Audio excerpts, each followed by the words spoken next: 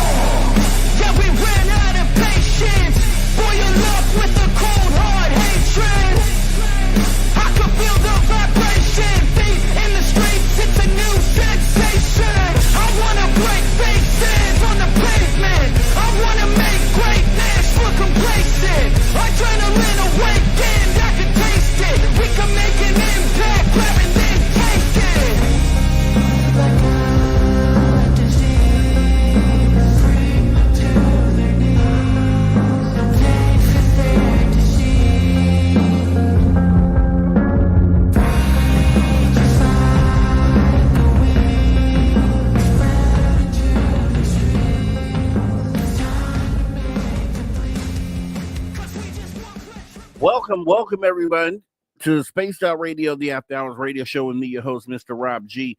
We're not going to be able to get to everybody here at the beginning of the show. Let me go ahead and just announce the medal positions. We have Kitty Catty Whack with the gold. We have Anita with the silver and Race Fan with the bronze. And we're going to go ahead and we'll get to everybody else on the first break. Let me go ahead and start the podcast side.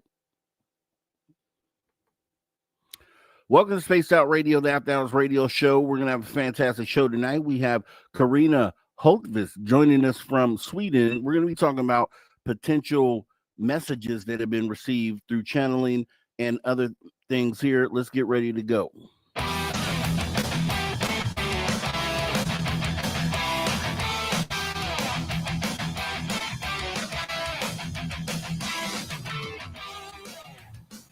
Greetings, space travelers. Welcome home. You just tuned your dial to Spaced Out Radio, the only place where you can own the night. I am your host, Mr. Rob G. And tonight, we're broadcasting on our terrestrial affiliates across North America, plus digitally on digital platforms all around the world. Don't forget, you can access our archives absolutely free. YouTube.com/at Spaced Out Radio. And while you're there, please consider hitting that subscribe button. Also, don't forget to follow us, X, Instagram, at Spaced Out Radio. And our Spaced Out Radio show, our website is spacedoutradio.com, where the options are endless. You can stay up to date with the SOR Newswire. You can get yourself some official Spaced Out swag. Plus, you can rock out to the man you hear right there, Ron Bumble Football, and oh so much more. Once again, we have an experienced remote viewer, amongst many other things. Carina Hultqvist joining us from across the globe, Sweden, and we're not going to waste any time at all. We're going to jump right on into the show. So let's go ahead and get her up on stage here.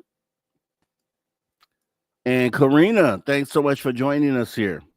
Thank you for having me. It's a pleasure, really.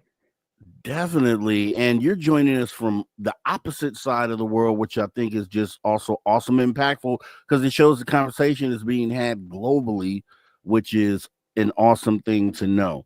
So definitely thank you for joining us. Oh, yes, thank you. It's 4 o'clock in the morning, our time. Wow. Wow. Yeah. Okay. Well, thank you for getting Well, up bright and early with us. well, I'm an early bird, so it doesn't matter. Okay. Let's get right on into it. We always start every interview trying to understand what led you to realizing that the phenomenon was a thing. What path did you take? Was it as a young age, or when did you actually encounter the phenomena? The first thing I remember is something that happened to me when I was 6 years old, just before I started going to school. Um, it was my last summer before school, so I spent the summer at out in the archipelago where we had a summer house, and I I sat by the shore, doing absolutely nothing, as children sometimes do. I was suddenly, quite suddenly, moved to a little, not an island, just a stone outside in the sea somewhere miles away, I suppose, because I couldn't see anything else but water around me. And I wasn't afraid. I was just a bit, hmm, you know, what's this? Um, but then I was asked something. There was someone asking me to go back up to something up there in the sky. I didn't understand by then what it was, but I said, no, I need to be here.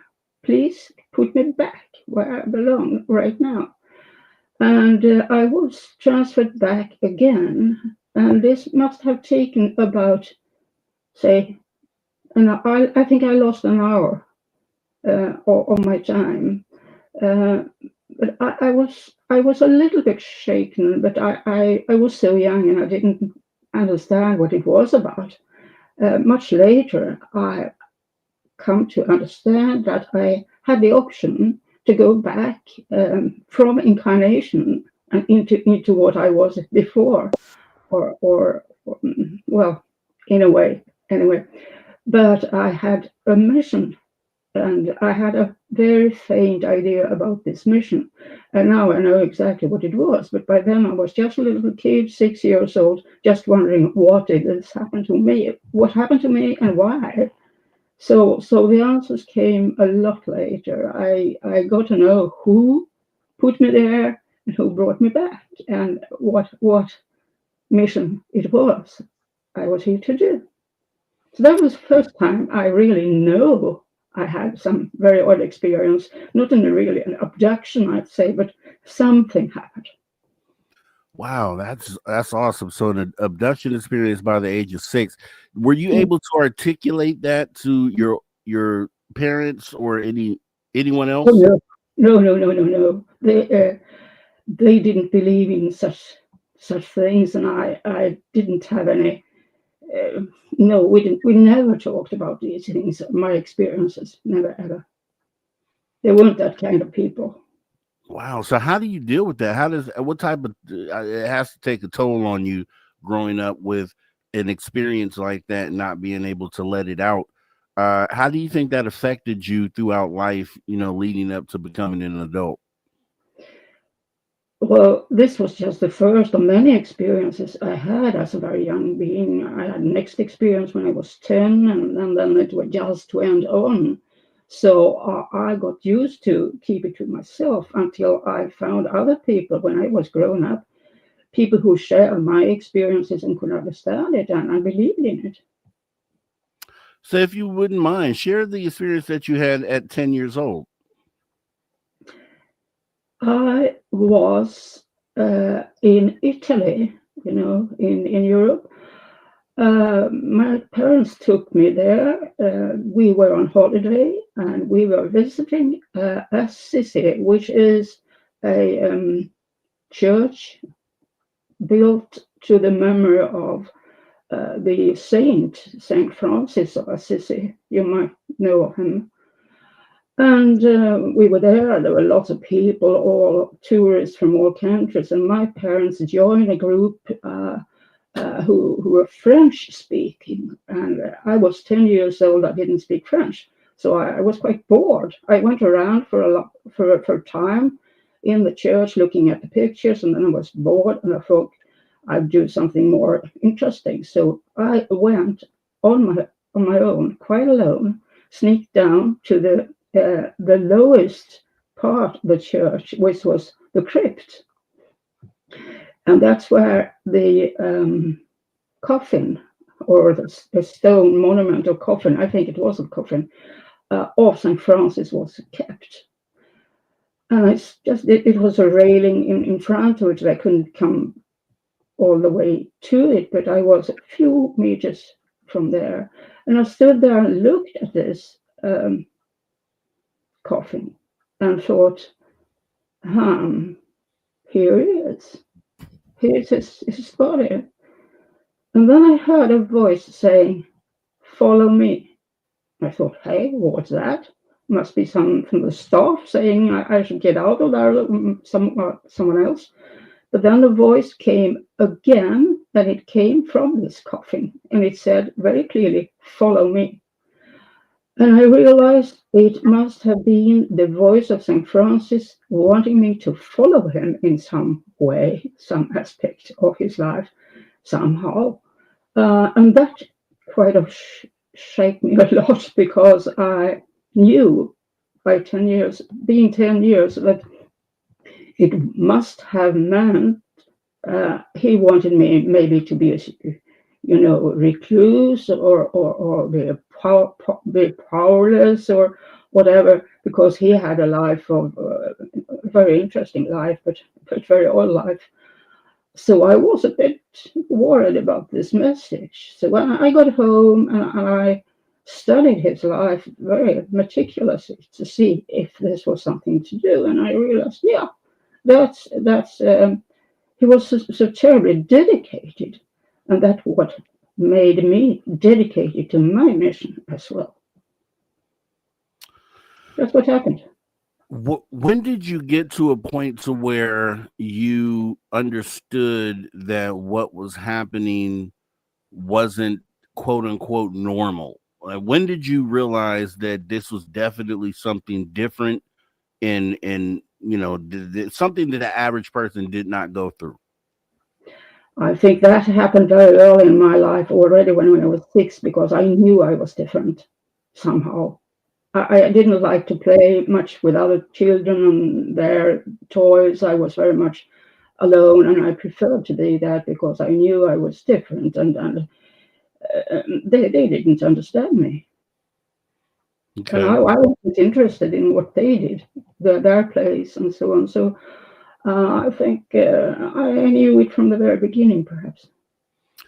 I've been very interested. One of my favorite UFO sightings out there, as everyone knows, is the aerial school sighting, and then also the Westall school sighting, and just school sightings in general, because I wonder why extraterrestrials contact children, and you're trying to understand, the basis behind that.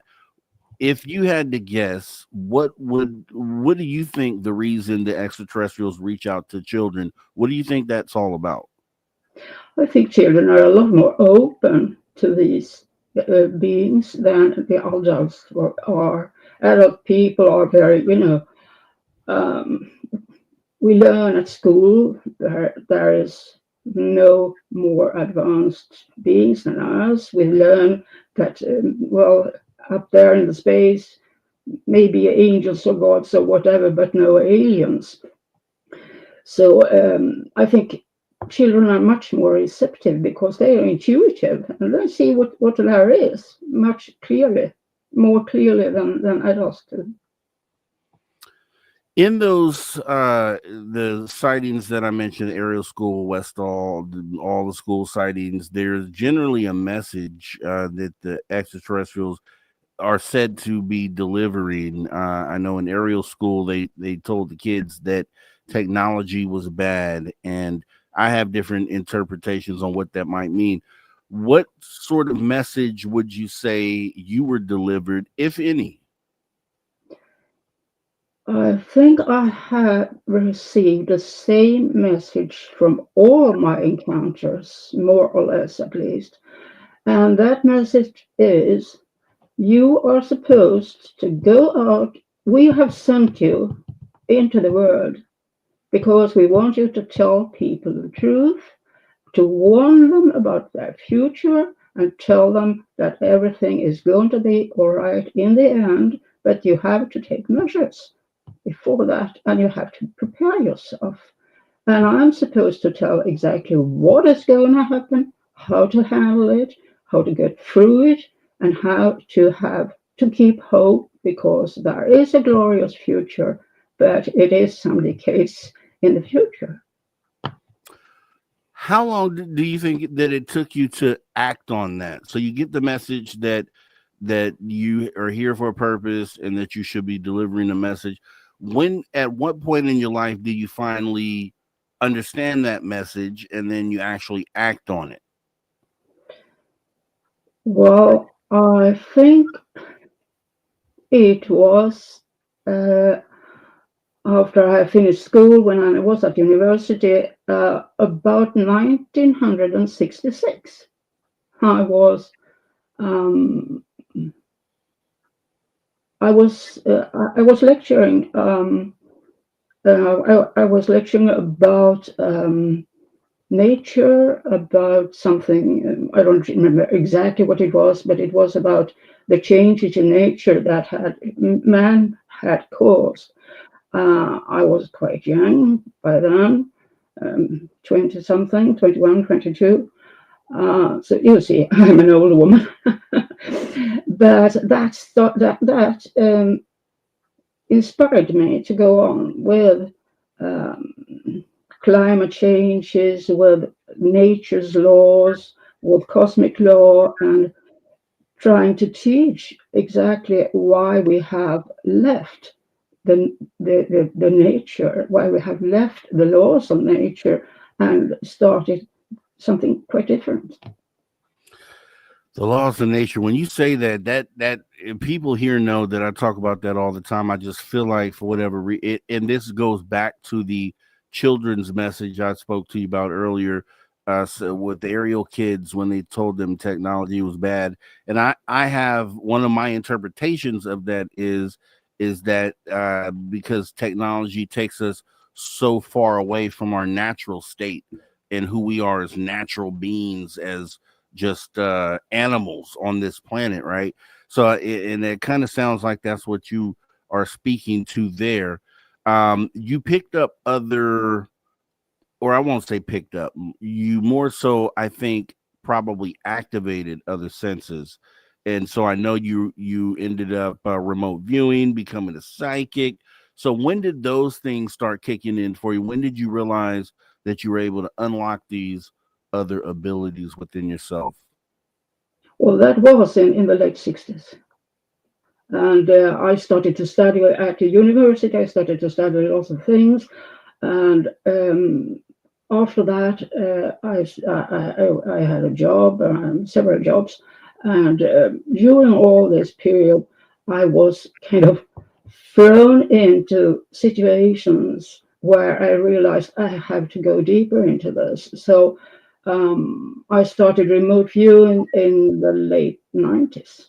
And that led me into a lot of situations where I met with the rather strange beings out there. So the beings that we're talking about, so starting at 6, the abduction experience leading up to becoming an adult, were these the exact same beings every time that you were No, interacting? no. Um, the one I met when I was 6 is someone I have met several times after. We have made friends and we are, or we are kind of, we work together. But I have met a lot of different beings from different places and different situations all my life and up till now. And what do you feel, is it a uniform message across all species that you've come in contact with, or does it appear that each species may have a separate or different proposal or agenda, if you had to look at it?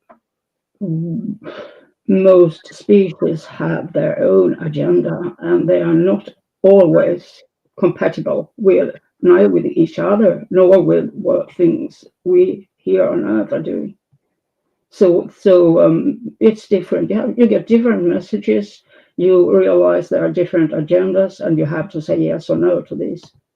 You have to accept or cooperate, or you can say no. Please, this is not what we need on Earth. This is not what I want. So you have to be kind of selective when you are engaged with these beings. See, and as a person myself, I've had experiences with craft and other weird things in the phenomena. Like I feel maybe paranormal things that I've experienced, but no experience with the direct contact with a being. Um, I've always wondered, because I hear different things from different people. There's some people that say there are hundreds of beings visiting us, different species of beings visiting us currently. Some people say there's only a few, it's a handful. Out of the ones that you have come in contact with, what category do they fall in? Like, I know we have grays, I know we have supposedly Nordics. Which ones did you come in contact with? Oh wow, quite a lot of different grounds, I'd say. Um, I have been in contact with the small grays because they are more robots, or they are not really beings in the sense we mean it. And but they haven't been rude to me. They have just done what they are supposed to do and what they are ordered to do by some other entity. I've come upon the tall white ones, the gray ones. I've come upon those whom we call lizard-like ones, and also beings that look like praying mantis, and a lot of different beings from all over the space, so to say. So I can't really say there's nothing special. Different beings contact me for different reasons, but normally the same reason all the time. When you add them together, you see they really want me to cooperate, and I want to do that. So I have been connected to certain, not to the races, but to certain individuals from different races, so that we may connect, so that we may cooperate both now and in the future. Because the beings that you named are essentially the ones that I know of as well, like the Nordics, Palladians, reptilians, mantids, grays. Yeah. These are the common cluster. So out of those beings, we talked about them having different agendas. So if you were able to list those five different species, which one has which agenda? Like, what are the grays? Well, to start with the lizards, there are two kinds: the nice guys and the not so very nice guys. I happen to be friends with a of the nice guys, and their agenda is to somehow see to it that the new babies who come to Earth are equipped with a much greater understanding of what needs to be done. So they seem to want to kind of assist in getting rid of us, the oldest, because we have destroyed so much. We are now. We should either be sent to other planets, or we will simply die in catastrophes of different kinds in this climate change. So when the Earth is more or less been rid of us, our generation, the new ones will take over, and they will know what to do, and they will start on what is generally called the new Earth. but that is a few decades in the future. But it is coming. So they are now being born, the new ones, and that's what these lizards hope to do. Other beings have other mm, agendas. Those who look very much like us, I suppose you could call them the Nordic race. Their agenda is very much to give us messages through crop circles and other things on Earth. Then we have the tall white ones who are really very, very, very advanced beings. They are our guides, our helpers. We sometimes refer to them as angels or more advanced beings. Well, let's keep it like that so far. That's three races that I'm sure of what they want, at least.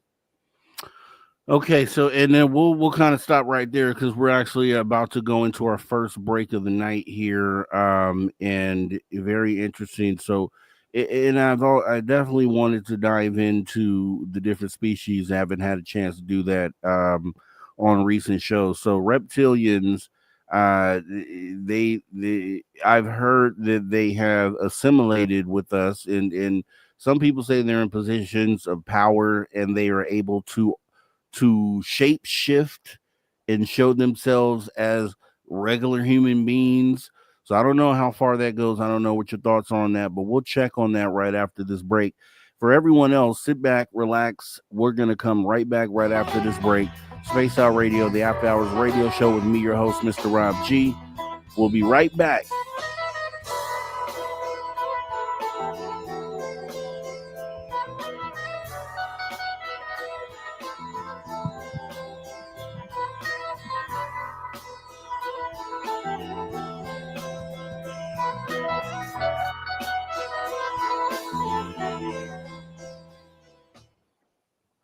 All right, we are clear. We are clear. And so we're on break right now, but everyone can still see and hear us out there on YouTube. And I'm going to go ahead because we didn't have a chance before the show and welcome everyone in tonight. So we have Andrew and Gnomes Trucking. Thanks for coming on in. Candace Helfrich, thank you for coming in. And also thank you for the awesome super chat. We have Matt Goodka coming in. Appreciate you showing up here. We have Roger Murray. I got your question here. We'll be asking those to Carina in the second hour. We have Jose Sanchez out there. I see you, Jose. Thanks for coming in. Also, Tartar Sauce. Thanks for showing up here tonight, Tartar Sauce. Mel WD40 getting us lubed up. He already lubed us up, but I'm saying this now on the first break. I'm sure you guys already knew he did that. Let's see who else is out there. We have just going back, Kitty Catty Whack. I see you, Kitty Catty Whack. Thanks for showing up here tonight. Marie K. Hey Marie, thanks for coming on in to the show here tonight. Who else did we miss here?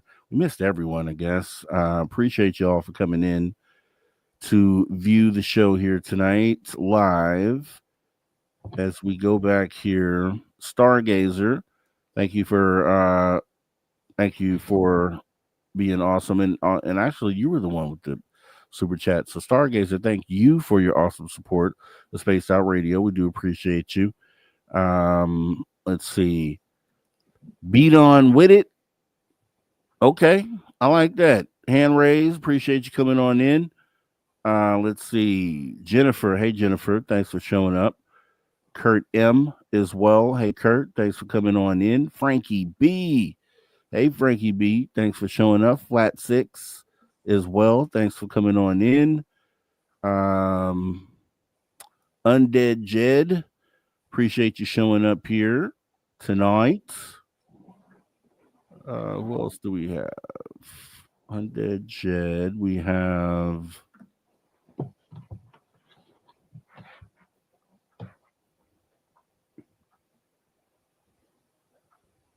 the Jaquetta. Hey, the Jaquetta. Appreciate you coming on in.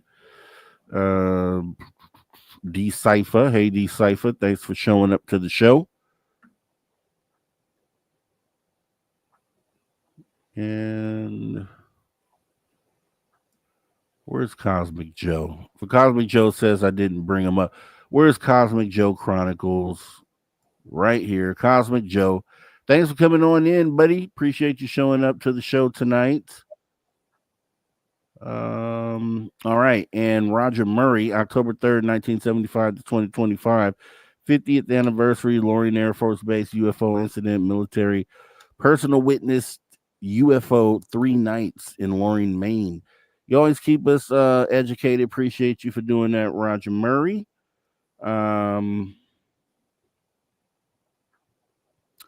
And I think that might be it. Let me see here. And like I said before, I do have, I've already tagged some of your questions here. So keep them coming. Just put them all in all caps. And I'll ask these to Carina at the end of our second hour. Let's see. Old parts of the studio. Jerry Carter. Hey, Jerry. Thanks for showing on up here as well.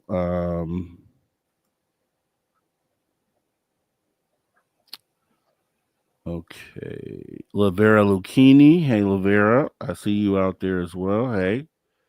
All right. And I see we are all current here. Okay, great. Nice. Okay. All right, yeah. So we didn't get to say much before the show, Carina, but this is the way we do this. We have 3-4 breaks here. So every 30 minutes we'll be taking a break. So this one is a 5-minute break on camera where everyone still sees and hears us. Our next break after at the top of the hour, that will be off camera for 5 minutes. And then the third and final break will be just like this on camera again. And then right after that third break is where usually we'll ask the audience questions. They'll have questions for you and for you to answer. And this will fly by and we'll have a great time here. Let's see. And also, what type of device are you on? Are you on a computer or a mobile device? Computer. Okay, great. All right, all right. Yeah, that's pretty much about it, guys. We have about 20 seconds before we come back. If you guys wouldn't mind hitting that like button right below the screen here, and we would appreciate that. Let's try to get him over 100 likes by the end of the show. As Carina's joining us all the way from Sweden, across the world, guys. Awesome stuff. Here we go. All right, everybody. Welcome back, Spaced Out Radio, the After Hours radio show. We are in the back half of hour number 1, back with our guest, Carina Hultqvist, joining us all the way from Sweden. We're in America. That's across the globe. This is a global thing. We're having a great conversation here. Make sure if you miss any of it tonight, you know what to do. Jump in the archives, free, totally free, youtube.com/at Spaced Out Radio. As we get back into the conversation. So as we are going to break, Carina, I was just talking about, the reptilians, just from what I've heard of them. I can only, so what I do, obviously I'm interviewed a lot of people, and different people have different perspectives of these species. And so I try to formulate, based on descriptions that I get. And from what I've heard, reptilians supposedly are able to shapeshift and kind of blend in with humanity. Some people believe they're in these power positions and pull strings in our current society, and kind of will control where we go and how disclosure goes. Do you agree with that? And kind of, I know you kind of gave their agenda, but do you agree with that statement?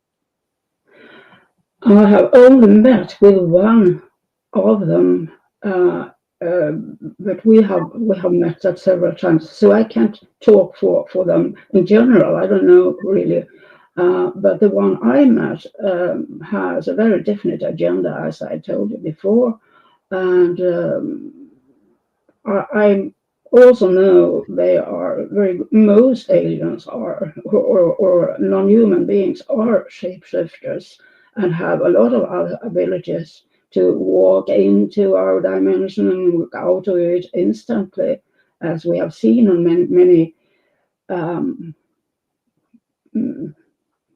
many videos from people who have experienced this.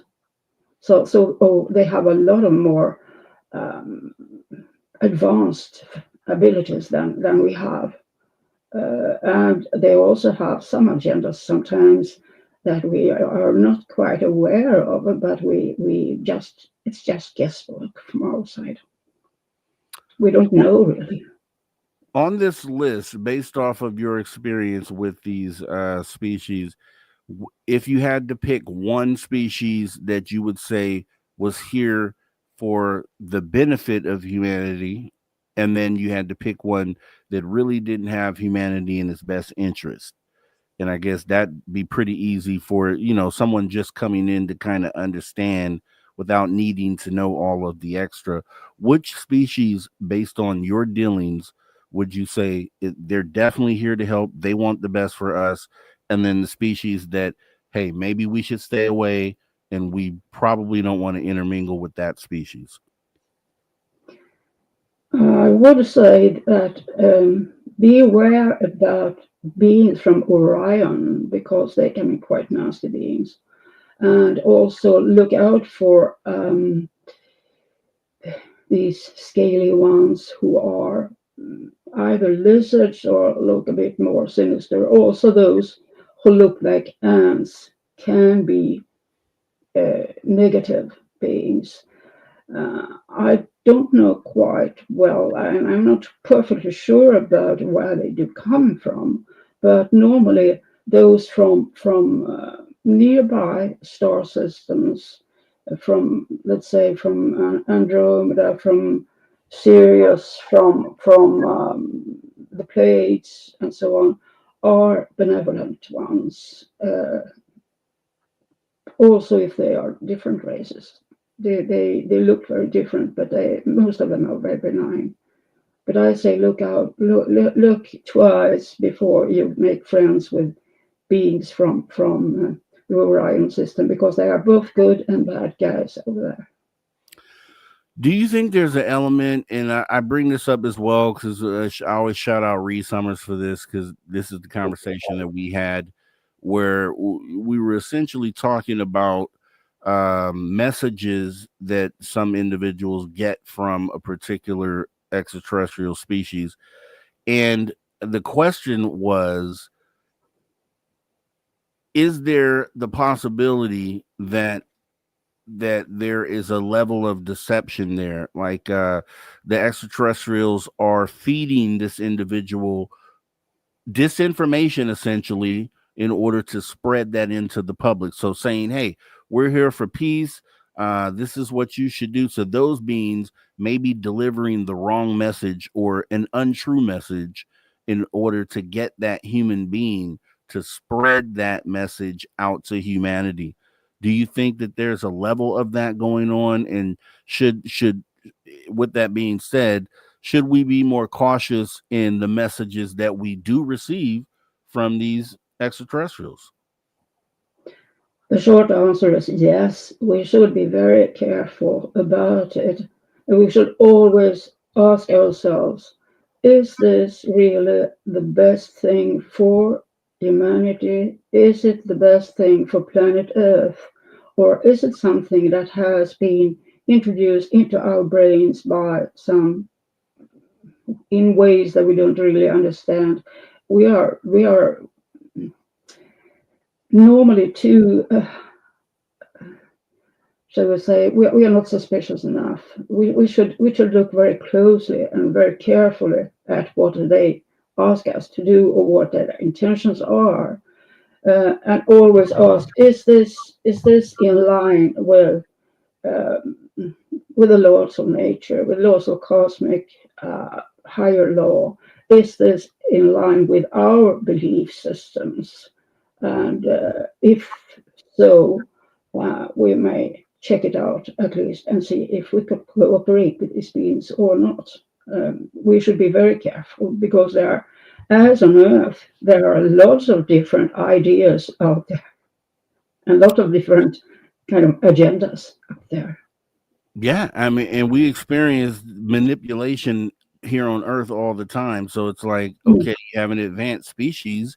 And here's the thing that people will always say. They'll say, "Oh, these beings are so far advanced, so more far advanced than we are, that they should they're in a place now where, they are essentially just pure beings and just delivering the best mm, intentions." mm. And I say, okay, I don't see a universe where that is true, right? So No, no. what do you say? I say that the situation we have on our planet mirrors the situation out there in space, in cosmos. So we are just a smaller version of what happens out there. There have been wars in heaven, there have been conflicts, there are always these good guys, the bad guys, and they have different agendas. It's been the same since since at least since our Earth was created, came to be, and it would be very naive to think that only because someone has very advanced technology, for instance, so that they may visit the Earth or go around somewhere in the cosmos, doesn't mean that they have, shall we say, that they are. Mentally, they may be they may be in a technological way advanced, but they can be rather bad people in themselves. We don't know. We have to find out by each species for itself. For is this a good one or a bad one? And it's the same on Earth. We have a lot of technology here. Not all of it is good for us. Some is very good, very, very, very healthy, sound, good, and absolutely usable. And some is very, very doubtful. So it's the Yeah, same everywhere. and that goes back to the whole manipulation thing, right? Because Mm, some people are just too gullible to realize that they're yeah, being manipulated. mm, And right. so those are the same people saying, well, no, they told me that they're here for peace. So, that's what they're here for, and that's what they'll stick to. And I'm like, there just isn't enough out there for you to lean on to believe that. Like, you should hope for that, hope for the best, and then just prepare for the worst. Because, as you said, and as I also believe, is that as is here on Earth is the same across the universe. Some on some far distant planet, a lot of things are common: hot, cold, yin yang. Good, bad, good, evil. Those Mm, things exist. I feel like consistently across the universe.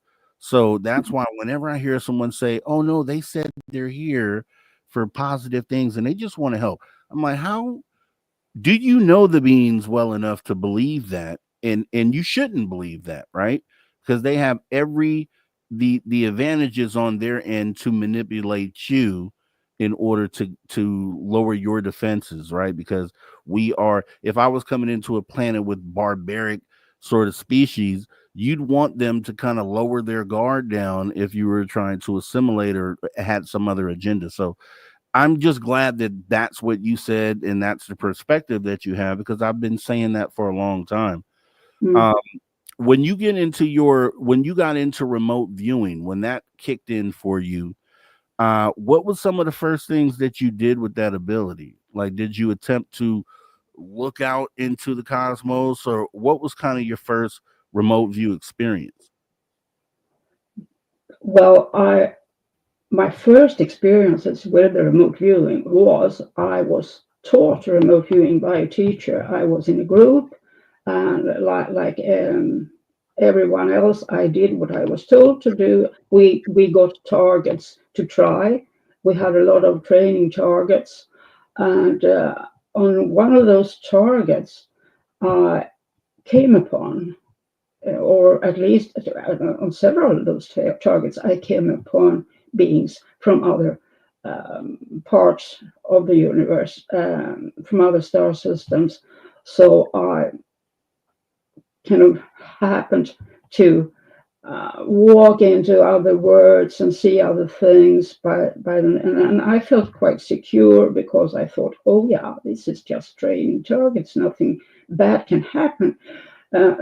Things did happen though, quite unexpected things happened, and our teacher, who was a trained from Fort Meade in the US, he had been one of the first remote viewing experts in the small group from Fort Meade.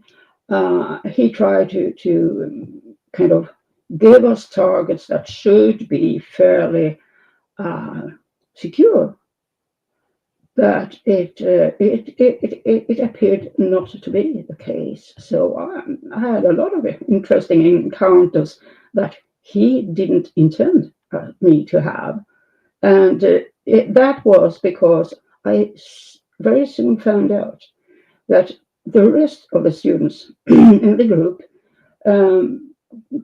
got to the target place and did see things that they never communicated with beings there, whereas I was contacted by the beings, and they talked to me, they could see me. And you know, the idea about doing remote viewing was from the very beginning something the military did for spying on the Russians, or the Russians spied on the Americans, and that was the whole idea about it.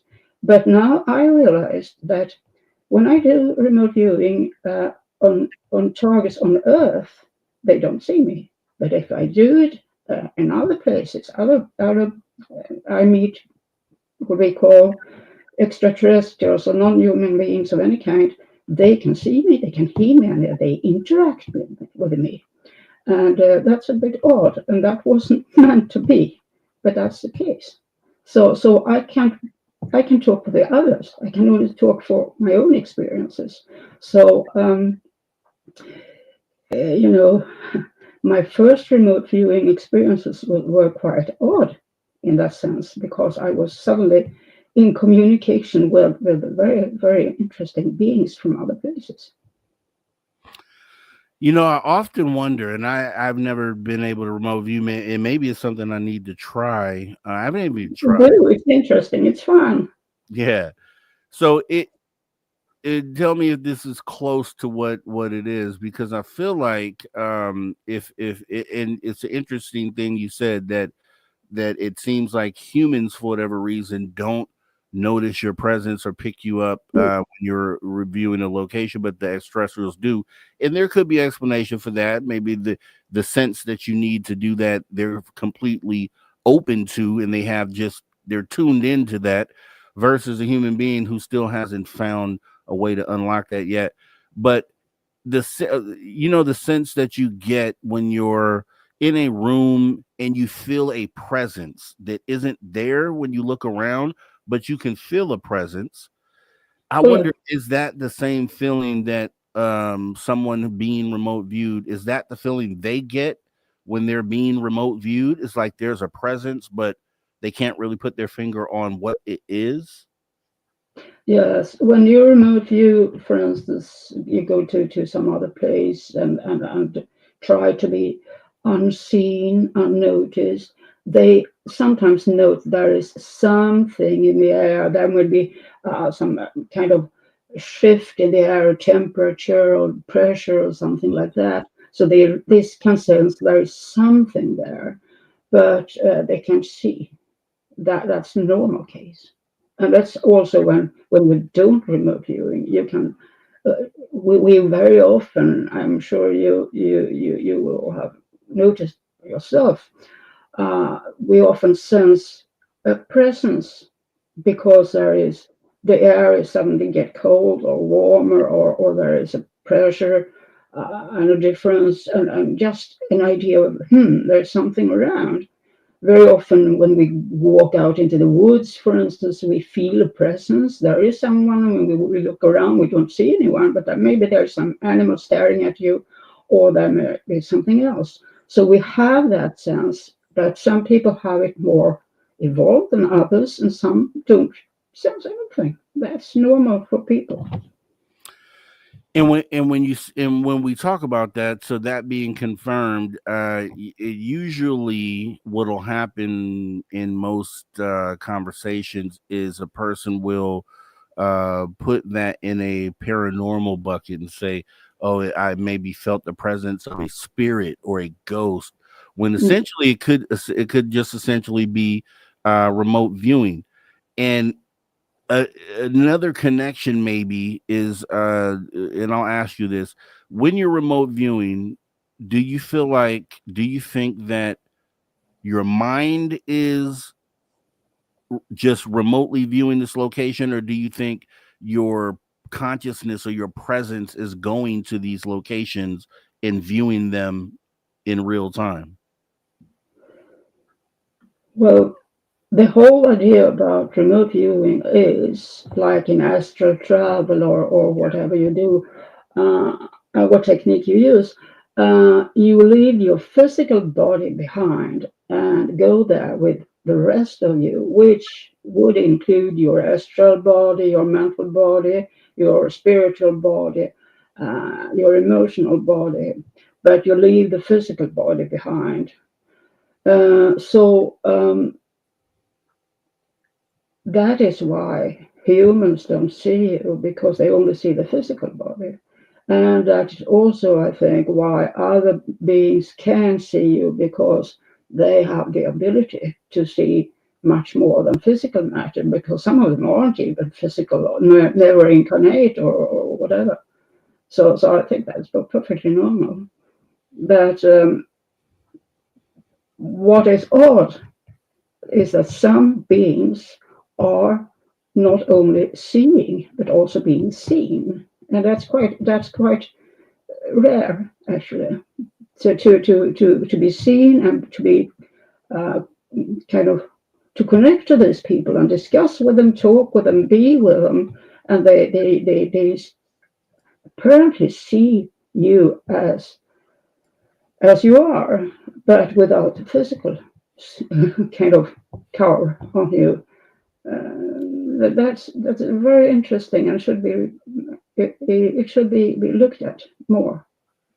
And when you that presence, so when you're being seen in those moments, like by the extraterrestrial species, when you remote view them, the thought that has always gone through my head is maybe, and you brought up astral travel, because and that's key, because I feel like it's the same sort of experience, and I've never experienced it, but Mm. I feel like, that manifestation or the physical presence that these extraterrestrials notice may come through like in a shadow person form, because and the reason why I say that is because I think, when we talk about shadow people, we talk about paranormal, we talk about spirits, ghosts, and things we can't see but we can feel. Mm. We have designated them to certain categories, when we really don't know. It potentially could all be remote viewing. It could be a mix with astral traveling, and we could be experiencing people viewing us, or a living live person somewhere in the world that might be viewing in on us. And I don't know, how do you feel about that? Oh, I think it's very rare that you are the object of a remote viewing people, because remote viewers normally focus on either extraterrestrials or on more famous people they want to look at, not at any normal being, or just anyone. So the idea of being remote viewed, I'd say it's rather far-fetched. Is more probable by someone from outside, someone from anywhere else that looks at you and wants to communicate with you. Can you tell me about one of the most shocking remote views that you've done something that really changed your perspective, or maybe added something to your thought process through a remote view experience? Wow, I have many such cases. Okay, I'll select one of them for you. Yeah, this one will do. This was also during a training target with our teacher and the group. We were 30 of us learning remote viewing, and we did a kind of extended remote viewing training, which means you don't have to sit with paper and pen at a desk, but you can just lay down and close your eyes and do the remote viewing that way. And so we tried, all of us, 30 people. We were remote viewing for almost an hour, and then we were called back to physical normal awareness, and a teacher asked us to write down or make sketches or whatever we wanted about our experiences. It appeared that of the 30 people, 28 had the same experience. One fell asleep and didn't experience anything, and I was the odd one who experienced something quite different. All the other 28 beings had, each in its own, his or her own way, of course, but still had some similar experiences with little white beings, small beings, going in rows, two and two, and they could not contact them. They seemed to be robots. They seemed to be something, like the small grays, but these were small grayish, whitish grays things. Let me get you the whole right there. So we're actually at the top of the hour, guys. We're going to be right back and finish up this story in a moment. Make sure you don't go anywhere. Come right back. You're listening to After Hours with Mr. Rob G on the only place where you can own the night. Spaced Out Radio. Spaced Out Radio. You've tuned your dial to the right frequency.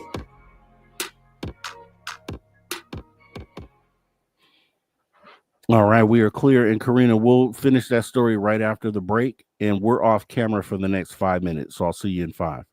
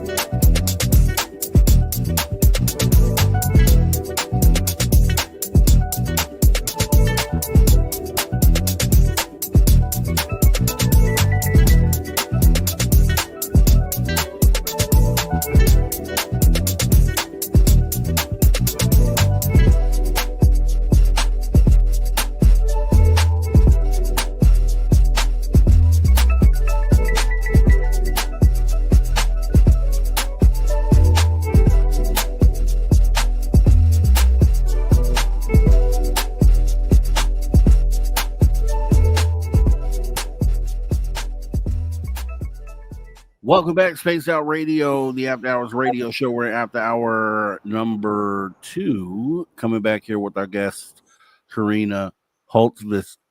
We are going to be asking your questions at the end of this hour, guys. So make sure you stick around so you can hear the answers to those. Plus, we have a great hour 3 upcoming. Steve Stockton Tells Untold Missing Person Mysteries, Drew Banky with the After Hours wrap up, and UFO and Weird News. Jam-packed show. Don't go anywhere. We're coming back 2 seconds. Let's go. All right, everyone. Welcome back. Spaced Out Radio, the After Hours radio show. After hour number 2. We are back here with our guest, Carina Hultqvist. We've been talking remote viewing. We've been talking alien abductions. We've been talking a lot of UFOs and aliens. We're going to be talking about a lot more here in the second hour. Make sure you don't go anywhere. If you missed the conversation, you know what to do. Jump in the archive, youtube.com/Spaced Out Radio.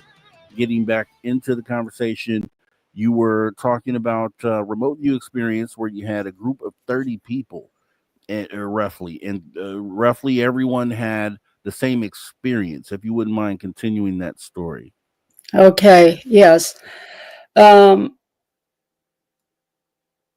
When I got to the target, and we got to the same target, it was a black, shiny, small planet in the outskirts of our solar system. I haven't heard of it before. I didn't know anything about it, but I was there.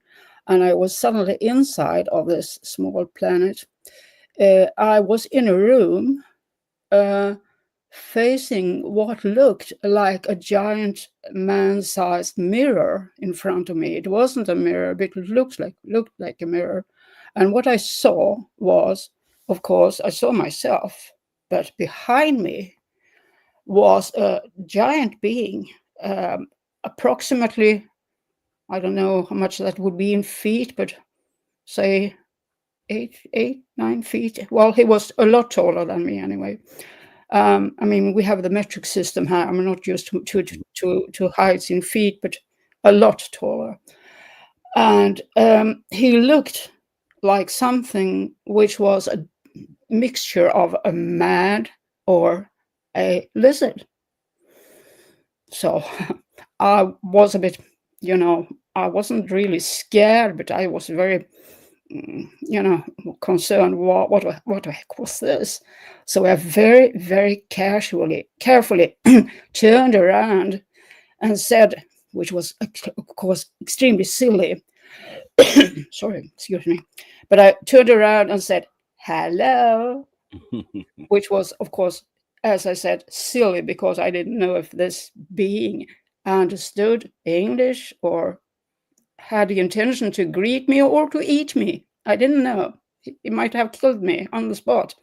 But I turned around and watched this being, and he smiled. And then we got on speaking terms somehow. We communicated telepathically. And I had a very nice stay with him when he explained a lot of things about his life, what he did and what he didn't not, and how he lived. And I was curious. I asked him, how do you eat? How do you breathe? What is there to eat here? There's nothing seen. And who are you? What's your intentions? What's your agenda? And so on and so on. And I have met this being on several occasions after, so I'm quite convinced I know what he's up to right now. But after this remote viewing session, we were asked to write down everything and to make sketches, and so we did. And all the others, the 28 beings who had seen the same things, explained the same experience, more or less accurately. Some of them were not very accurate, but some were very definitely right on the spot. And then I said, I'm sorry, I must have been on the wrong place, because my experience was very different. So, this is what happened to me. And I showed the sketch, I showed what I've seen. And then the teacher went to another room and fetched a paper and showed it to all of us. It was exactly the same being, but it had been seen by another student in another country year before, and it was an almost exact copy of what I had seen. So he verified that what I had seen was indeed existing and true, and had been seen by others as well, though I was the only one who had seen that part of this special planet. So that was my first experience of something that was very, very odd. But then I had to trust my own sense of truth, because I knew it was true, and he showed me the papers, and I realized, yeah, that was confirmation enough. A very nice and a little bit shattering, but nice experience. Wow. What would be the dangers, do you think, of having this ability to remote view? Do you think it can be used for nefarious purposes, or you can go too far when remote viewing? Do you think there's a possibility of that? I think one should be very selective when you choose your targets, because you can't be sure that you are unseen and unheard when you go there. You don't know. As we said before, there are some beings out there who are very competent, are very much evolved, and may see and hear you, and may do something to you that you don't like, or even, I don't know what, but you should be very selective, very careful when you get out there. Most of the bees I have seen lately, after that experience, have not been in remote viewing, but they come to me either when I sleep or when I'm awake, and I can interact with them after we have met once. So it's much easier for me now than it was in the beginning. But this has happened over a period of a little more than 40 years. So it's different now from this very first experience. Wow. And I know that you also have been able to tap into what we call a psychic ability, whatever that may be. Do you feel that it's similar to the ability to remote view? Did you get these senses around the same time? Do they go hand in hand, or How would you explain that from your point of view?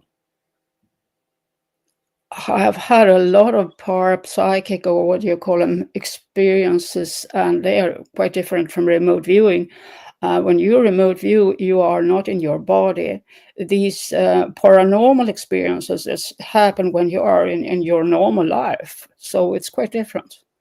But I mean, some of the remote viewing experiences are also felt like very paranormal, but you get used to them. You know, and I wanted to get into that because I've seen you speak before, you know, doing when doing research, and you brought up something that I ended up putting on the thumbnail here that I thought was pretty intriguing, and I wanted you to speak to if you could.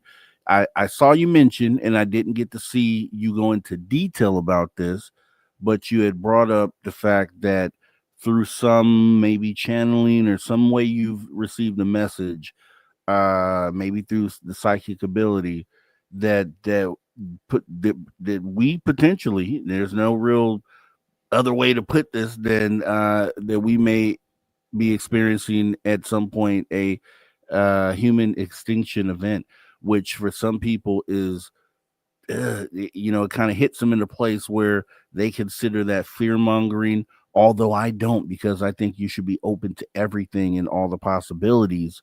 What did you mean when you said that? And could you kind of detail that experience?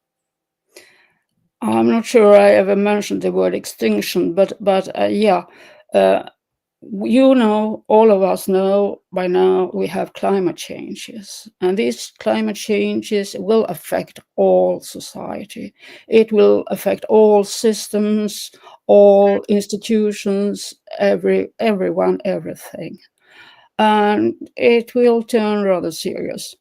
It doesn't mean that humanity goes extinct. It means that a lot of people will die for natural causes. I mean, they will die in pandemics. They will die in floods, or there will be wars, conflicts of all kind, more and more.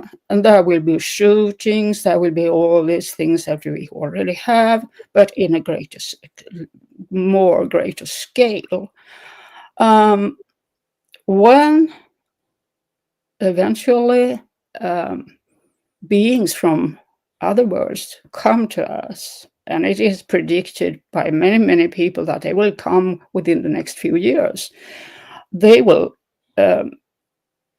take a lot of people in their spaceships, save them, put them on other planets, or keep them in spaceships for considerable time until Earth is safe again to live on.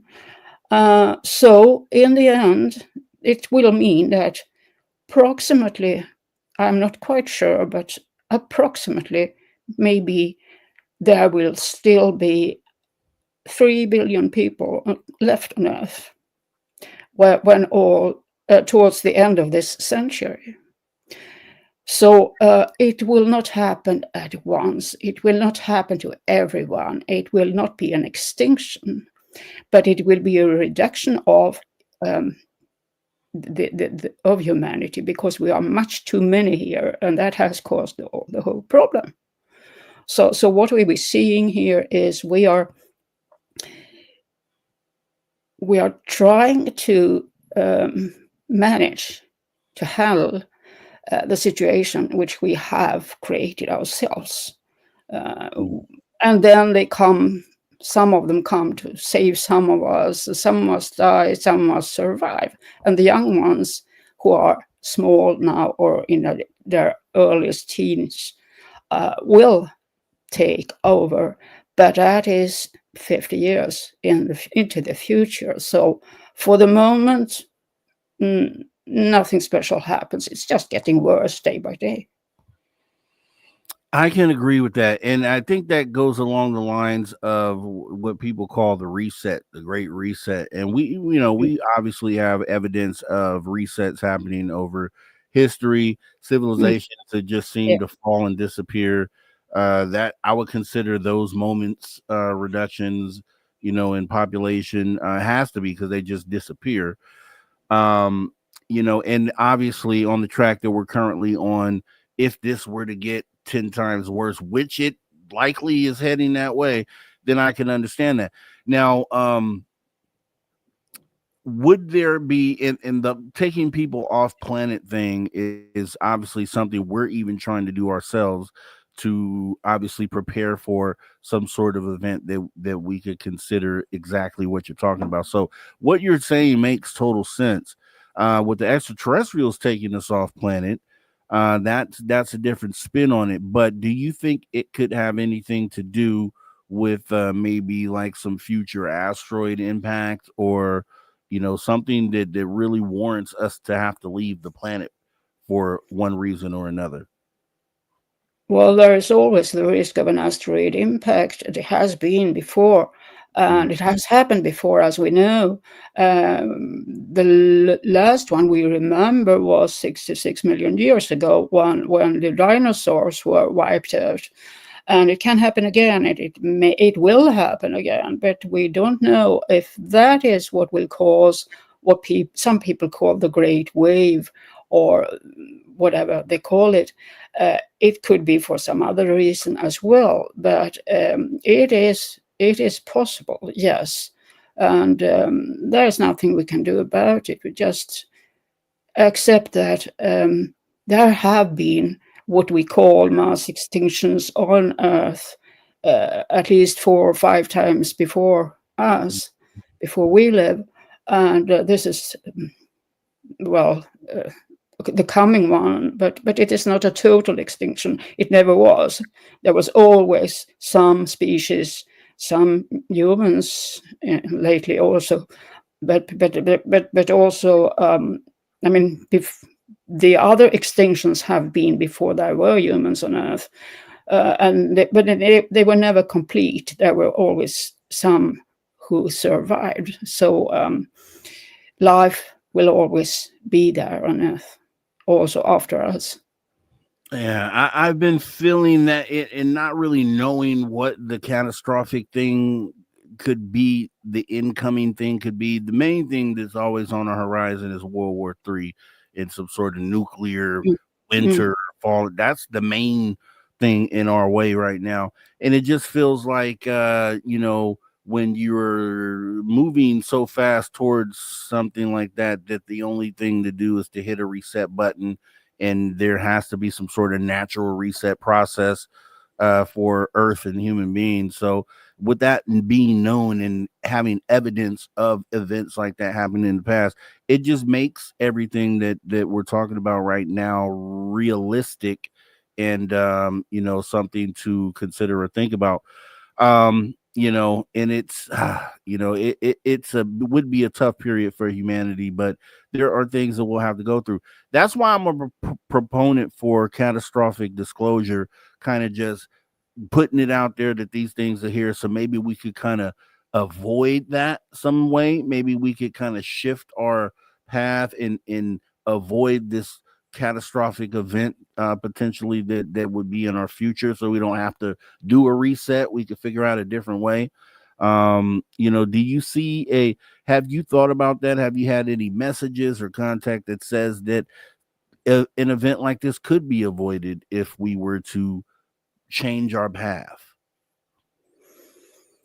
When we talk about climate changes, it has gone too far. We can't stop it. But what we can do is to try and remove the worst of the consequences, to try and do our best to reset what we have done. We can't go all the way. It's still happening, and it will happen, and the consequences will be rather dire. But we can do our best to kind of help the world as much as we can, and help ourselves as well. But it can't be avoided. It has gone too far already. The sea levels will rise and they will do for the next 200 years, and we can't do anything about that. Also, if there won't be, we can't change the snows or the ices to melt, because it's an ongoing process that has started and will go on. Whatever we do about it, we can change the weather systems. They are what they are now. But we can do a lot to help people understand what has gone wrong and how we can make amends, how we can change our behavior, not only to stop using coal, oil, and gas, but also to do a lot of other things, clean the oceans, stop cutting down forests, and so on and so on. We can do a lot to avoid the worst of it. Yeah, and when I sit and I think about a situation like that, it's just I would hope that there is a way that we could avoid this. That's why I push for disclosure here. Let me ask you, as we have about 5 minutes before we go to break here, um, going back to some of these species, has there been any sort of intervention, maybe, or any sort of them stepping in at any point during, to help us avoid some of these scenarios? Because you'll have people that say that they're here to do that. There's people that believe they're just here to watch because they've watched other things historically happen here on Earth. Do you feel that they're here in numbers for this particular event or show or whatever they may consider this that could be coming in our future? Do you think they're here to observe this, or do you think they're here maybe to, like, I don't know, help or not help, or what would be your perspective on that? Well, there have always, during all the time of humanity's existence on Earth, there have beings here who have tried to help. They have sent masters, highly evolved beings to us to try and teach us and help us. And they are still doing that. And there are a lot of them living amongst us, looking like humans, and we don't even know they are from other places, but they are so-called aliens among us. And they try to help. They try to kind of educate us or help us. There is a lot of them out there just observing, as you mentioned, Rob. But they will sooner or later come to help and come to save what can be saved and to instruct us what to do for the future. Right now, most of them are just observing, but they are prepared to come down. There is one thing they don't want us to do, and that is nuclear war. So if we tried atom bombs or nuclear weapons that go outside our atmosphere, they will stop it immediately, because that will destroy many of their dimensions as well as ours. But mostly they will just stay, observe, and see what happens. And so far. When you bring up the nukes and space situation, I've always felt that way too. That instead of them just being here to watch or maybe even help, they might be here to make sure that we stay here on this planet and that we don't take this madness out there into the cosmos. It's always been something I thought about. But before we go to break, going back to these species, this is one thing I always wanted to ask. And you're a Swede, you're over in Sweden right now. Nordics, right? So there's when we say Nordic in the human sense, in English, I guess in our language, it's a particular geographic area. In we're talking about Finland, Norway, Sweden. Is there, because we call these things Nordics, there locally in Sweden, is there any sort of, what is the outlook on what Nordics are? Is there a sense that they are directly connected to what we know as Nordic here on Earth? Or is it just by coincidence, by appearance, or what would you say to that? Oh, they are blonde and have blue eyes. That's the same thing as most Nordic people living here have. Nowadays, we have many immigrants. We have the other people who are dark and have brown eyes or black eyes or any hair color. But originally, the Nordic race of humans were blonde with blue hair, the Aryan race or whatever you call it. And the Nordics do look a little bit like us. So that's why. And I'm just wondering, it like locally, do locals in Sweden like feel that there's a direct connection to these Nordics, or is it No, okay? no, Okay, no, not at all. No, most people in Sweden have no connections at all with any other uh, non-human beings at all. I mean, people have heard about it. Some have encounters, but most don't care at all, like everyone else on Earth. okay, that's People are very ignorant. People are not care. People care about their own lives and nothing else. That is normal because that has to be their first priority. and it's definitely something I've always wanted to ask. So I'm glad. Thank you so much for answering that. And we're going to go ahead and get ready to jump into our final break of the night with our guest. Time has gone so fast. And we have a long list of questions for you coming up here. So, guys, make sure that if you have questions, that you put them in caps. I have been tagging them so far. We will pose them right after the break as we come back. Spaced Out Radio, the After Hours radio show with me, your host, Mr. Rob G. We'll see you guys right back after the break. And then stick around for hour 3. It's going to be awesome. I promise. We'll be back.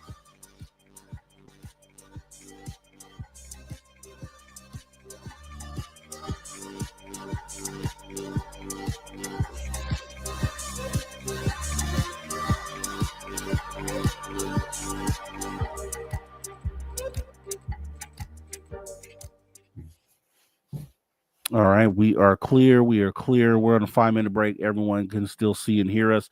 But if you need to do anything, you have 5 minutes. If you need to step off and do anything, I'm going to run through the chat real quick and see here and make sure I didn't miss any questions. Everyone is definitely. Oh, Von Patrick, I saw you come in earlier. And I do have your question to Carina, and I just wanted to shout you out because you did drop an awesome super chat saying, "Hello, Mr. Rob G, my brother from another mother. Hello, everyone in the room. Peace, love, and understanding to you all." Beautiful message, Von Patrick, and you kind of just dropped in. It's been a minute, so I'm glad to see you back here at the show here and joining us tonight. And then you come in with a beautiful message like that and a super chat to help support Space Out Radio. Just all around awesome dude, that Von Patrick. Thank you, sir, for that. And let's see.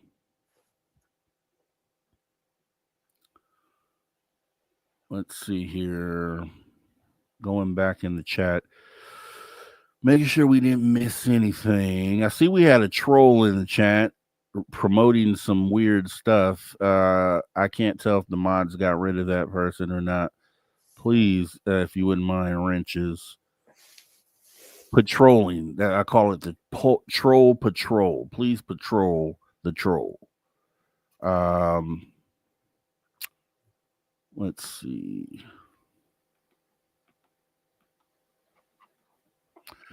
Doing great. So right now, what is it? 5:30 your time, Carina?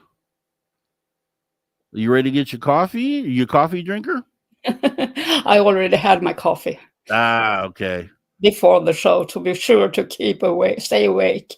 Yes. Yeah. I was like, man, it's so tough, but and I appreciate, and I know it's hard just adjusting schedules to do things like this, but I feel it's so important that, people see that it's just not people in the United States talking about it or just people on this side of the globe. Like, hey, people are having these experiences and have viewpoints and perspectives all around the world. So it's awesome that you step out and do these shows like you're doing. And a lot of people haven't seen you speak before. So it's a pleasant introduction to them. They're loving a lot of the things you're saying here tonight. And yeah, it's going just like I thought it would. So fantastic. Off the Grid Homestead, let's go. Okay, not sure who that is, or I think I know who that is actually. I think I do know who that is. Shout out to Off the Grid Homestead. Let's see. AJ, you came in since the last break. Thank you for coming on in. Also, Wayne Sacrilege. Okay, make sure I said that right. Let me know. Appreciate you.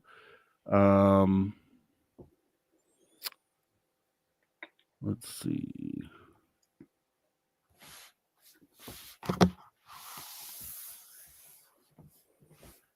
And once again, depending on where you're joining us from, some people join us from X. Some people are here live on YouTube. Some are joining us from Twitch. Wherever you're joining us from, if you could just take a moment while we're still on break here, we have about a minute and a half. Just look right under your screen. There's a thumbs up, thumbs down button. Would appreciate if you hit that. Hit either one. Just kind of interact with the show. Let us know how you feel. So if we need to make improvements, that's what we'll do. Or if we're doing a great job, you can let us know, and we'd appreciate that. Also, comment after the show if you can. If you can remember to do so once the show is over, come back and say, hey, love the show, or add, some context to whatever it is we spoke about here today. It's all awesome. It's all appreciated, and helps for people who watch this down the road to kind of, further the conversation. So we would appreciate it if you did that. And let me see.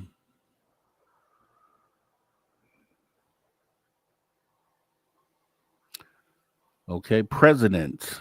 It isn't President Zaddy, but it's President. Appreciate you coming on in here, President. If it's President Zaddy, Mothman says it is. So if it's Presidential Zaddy, shout out to Zaddy. Thanks for coming on in. And to Mothman, dude, I didn't say hi to Mothman. Thank you, sir, for coming on in, and your gold tee. We do appreciate you, sir. Woo Riders DG, Derek Galloway as well. Thank you for coming on in. Even if you're late, doesn't matter. You're here. We appreciate you. All right. We got about 5 seconds before we come back from break here. And let's get ready to go. All right, everyone. Welcome back. Spaced Out Radio After Hours Radio Show. Back half of hour 2. 20 minutes left with our guest here, Carina Hultqvist. We've been enjoying her presence here. She's joining us from all around the world, or across the globe, over in Sweden. I'm in California, sunny California. We'd appreciate you guys if you want to jump back in time and listen to anything we already talked about. You can do so by hopping in the archive, because it doesn't cost you anything. As we go ahead, and I'm just going to jump into the first question here, because I know we have a long list from the audience. So first question that came in was from Candace Helfrich, and she's asking, do you think these experiences happen to some of us super young due to being in our purest innocent stage of life to open opportunities later in life? Yes and no. I think these happen, and the young are approached mostly because of their innocence. They have no idea about what is going to happen, and they accept what happens without further ado, and not really to open opportunities later. That happens automatically, but their intention is very much to get their message through, and it's much easier with young people than with those who already have their ideas very hard cemented into their minds. So that's why they approach the young people more than others. But everyone who is open to the possibility that there are more than we see with the naked eye can possibly be approached. So it's not about age, it's about how open you are. All right, all right. And we have Roger Murray stepping in asking Carina, question. Dr. Stephen Greer claims there's going to be an alien invasion. What do you think about that? Well, Stephen Greer has a lot of ideas and a lot of information, I think, because he is also a contactee like me. If there is an invasion, and I say, yeah, they will come in great masses, they will come, but not as an invasion, not as something that has to be feared. But there will be a lot of them coming, yes. I know Stephen Greer has seen it, as I have, as we have seen, all of us, and we know they are coming, but we don't. We also know they are friendly and are here to help. So I wouldn't call it an invasion, rather a visitation. Do you think they're coming on 3-Eye Atlas? Atlas is something very intriguing. We'll know. I think the 3rd of October is Friday, I think, this coming Friday. So we should know something by Friday. So we're going to be sitting on pins and needles waiting to see. Marie K is asking you, do reptilians have different scale or skin colors like humans do? I have only met with one reptilian, and he's scaly, but his scales are soft, shiny, and look very much like a, say, the skin of a lizard on Earth. They have different colors, I suppose, but as I have only met one, I'm not quite sure about the rest of them. All right. And then let's see, Jose Sanchez stating the Nordics have allegedly been reported to cooperate with Greys in their clandestine activities. Okay, so that's a statement. We got Decipher asking, can Carina tell us what species are linked to what type of craft? No, I'm afraid I can't. There are so many different kinds of craft. If you watch television, you will see at least 100 different shapes of craft, and we can't for certain know who is on board. If there is anyone on board, many of these craft are conscious in themselves, are half biological, half not. So it's hard to say. I really don't know. All right, awesome. Let me see. Cody Eiler is stating, I was once attacked while remote viewing. Have you ever been physically blocked and or attacked? No, I have been blocked, yes, for special reasons when I saw something that I wasn't supposed to see, but I have never been attacked.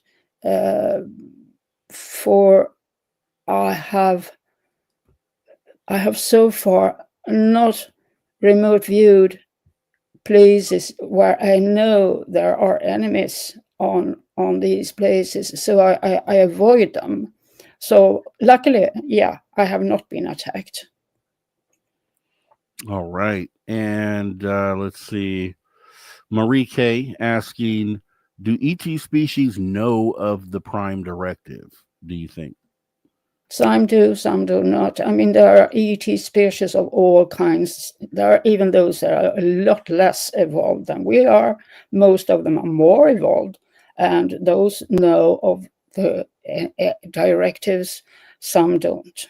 That is, I mean, there are so many millions and billions of them.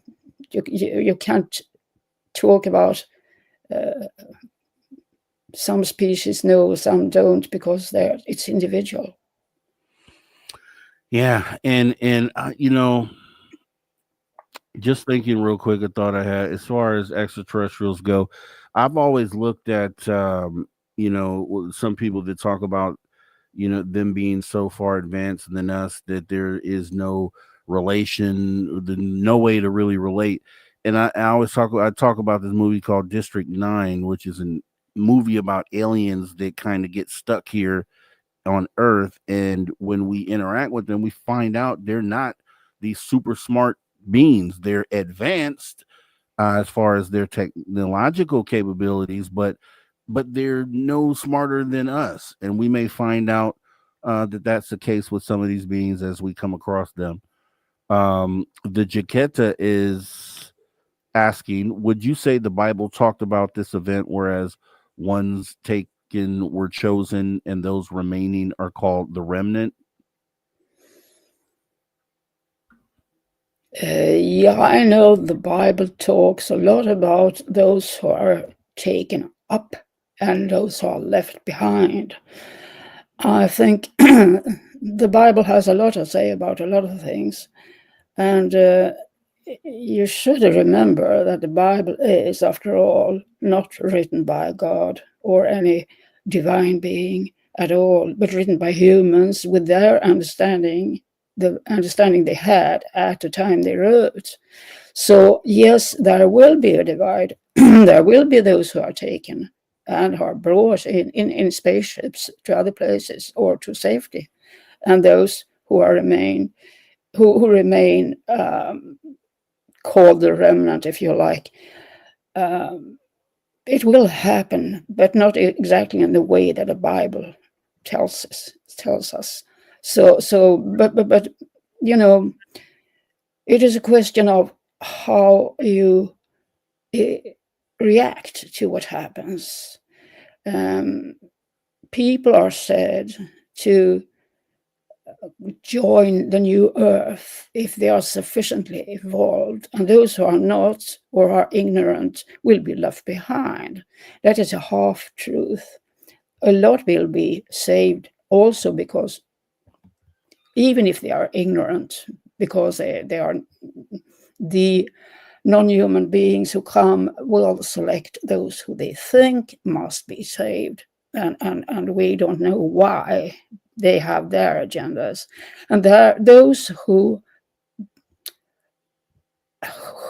neither helps the earth to be restored nor even believe in aliens or whatever, they will probably be left behind to work, to live the best they can, and they will be in trouble.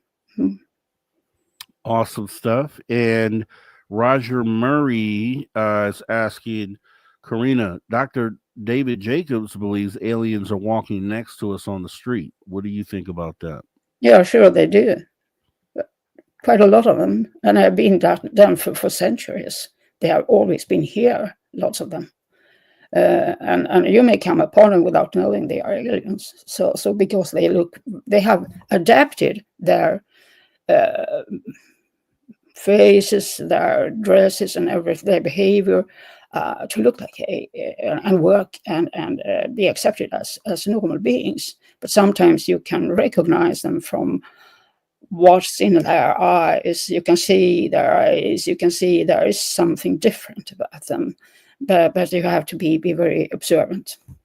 They are there. All right. Let me see. Let me pick another question here. Okay. The Jaquetta is asking, have you ever met someone in person that you remote viewed? Yes. If the questioner asks if I've communicated with some non-human being when I remote use, the question, the answer is yes, of course I have. I've been I've met them. I've cooperated with them. I still do, and I meet them regularly in person. Though it must be remembered that some of these beings may not be called persons.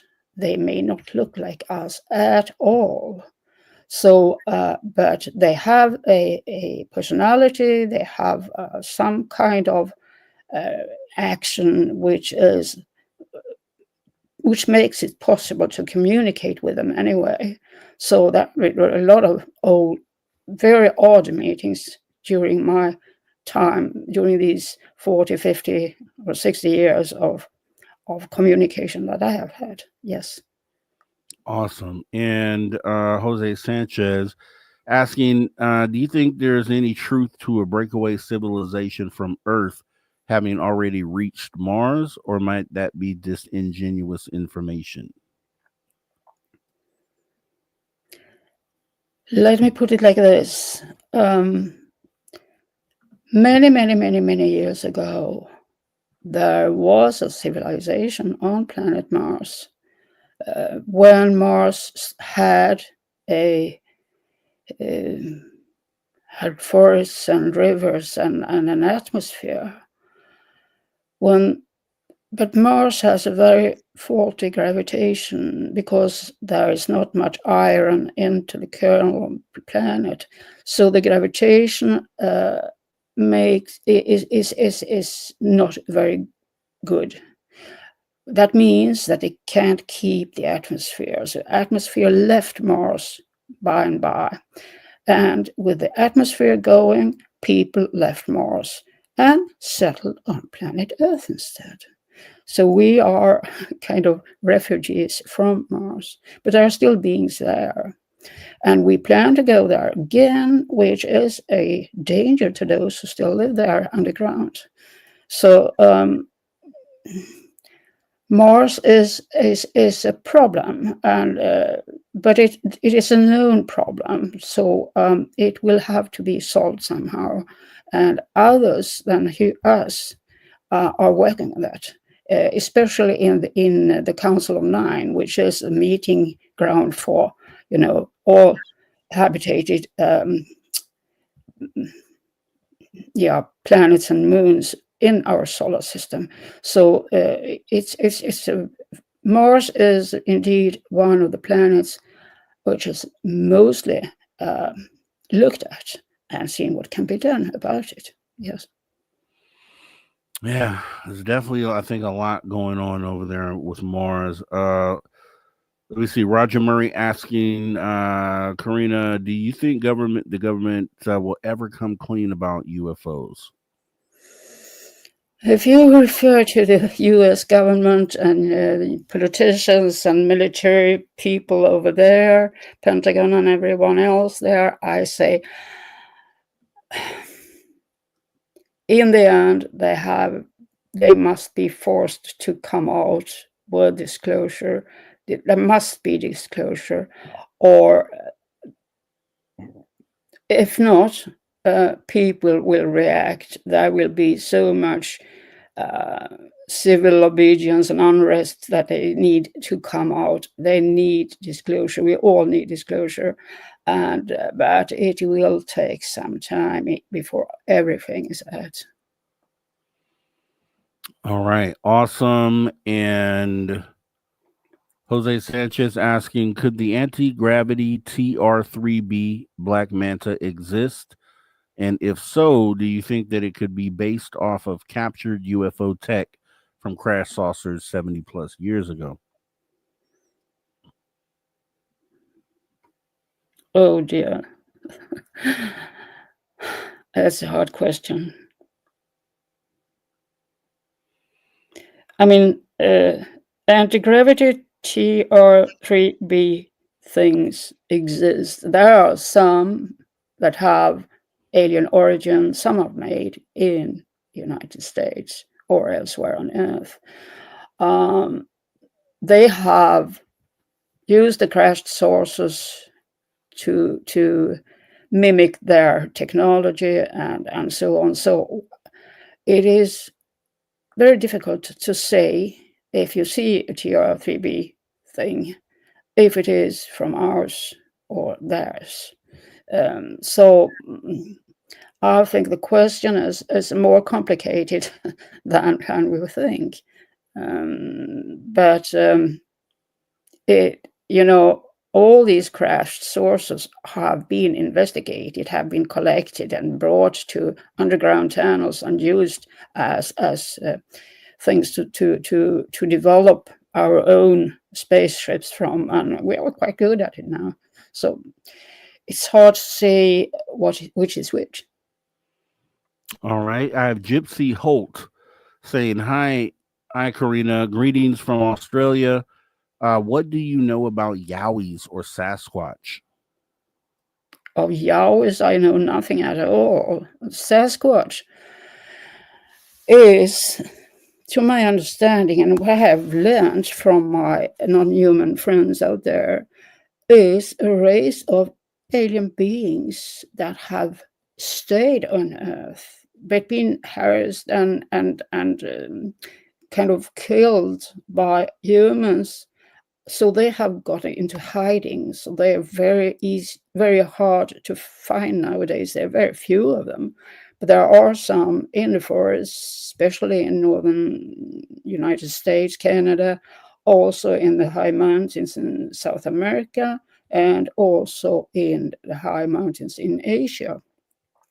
So there are a few of them still there, but they are few, and they are kind of, they have very little to live from. They have no wish to communicate with humans. They mistrust us completely. That's as far as it goes right now. Awesome. So then with that question, with you answering that, this is a kind of an add-on. Jose Sanchez asking a similar question. Do you think that Bigfoot might be an alien coming and leaving through dimensions to get here to Earth and may not actually be from here anyways? And I think you kind of answered that, but if you want to add to that. Yeah, they are from another place. They are what we call aliens, though I think the notion of alien is a bit odd, because we are also one of the alien races that settled on a planet in the solar system once upon a time. So, and mingled with not that much developed races here on Earth and became humans, what we call it. So the Bigfoot or Sasquatch or whatever you call them is another alien race that settled on Earth along us or before us. So we are all from elsewhere, all of us who live on Earth right now. Also those beings that we call, the unseen, the elven folks, and all this that have gone into myths, but still exist. Awesome stuff. And Von Patrick asked earlier tonight, Carina, how and why is the Earth overpopulated? Why it's overpopulated is because we have allowed too many people to have too many children. We have allowed too many people to survive thanks to medicine and the good surgeons and all that. In earlier times, people died rather young. They were perhaps 30 or 40 years old. Nowadays, we reach 100 and more sometimes. And we have very good medicine. We have very good circumstances to live a bit longer. And people still don't use contraceptions and things. So they get along a lot of children. And that is more than the Earth can sustain. So we should. If we still eat meat, poultry, and fish, and live from that, we must reduce the population down to approximately 3 billion instead of what we have now. But if all go vegetarian or vegan, we could be more. But as things are right now, the Earth will shake us off, because that's the laws of nature. And I've always said we're talking the same thing. Humans getting, and I think I've even said, do extraterrestrials look at us as parasitic species? Because we affect the planet in more bad ways than we do good. And you pointed out something excellent. if we continue to eat the meats of these living animals, and obviously we're going to decimate them at some point. So that would be the main reason to reduce population. Totally agree with you on that. That makes total sense. Lavera Lucchini was asking, Carina, how did you come to know you could remote view? I became aware I could because I could get sharpness, color, and movement. I am nowhere adept because I stopped trying personally reasons. We have about 1 minute for you to answer that. How I knew I could remote view, it came from going to a teacher who did remote view and say, hey, I want your lessons. I want to learn remote viewing. And so I did. And I found out I wasn't very good at it. So I had to train a lot for many years to become better. There are only 5% remote viewers who are excellent and who are on spot all the time. And I'm not one of them, but I have trained a lot. So I have got a lot of acquaintances out there who help me. All right. And we'll make sure we put your link in the chat here. And as Tamothman is done, where else can everyone find you really quickly? You have about 10 seconds. Where they can find me? Was that a question? Yes. Like social media or anything. I'm not on social media so far. But I can always write to my email address, which I can submit to you after this program. Okay? And I will put that in the chat. Carina, thank you so much for getting up early for us and having this fantastic conversation. I'll be reaching out so we can get back together and set up another show. Thank you for having me. It was a pleasure. All right, Carina, take care. Thank you so much. Conversations that move the needle. Carina Hultqvist, guys. Hit that like button. G on the only place where you can own the night. Spaced Out Radio. Spaced Out Radio. You've tuned your dial to the right frequency.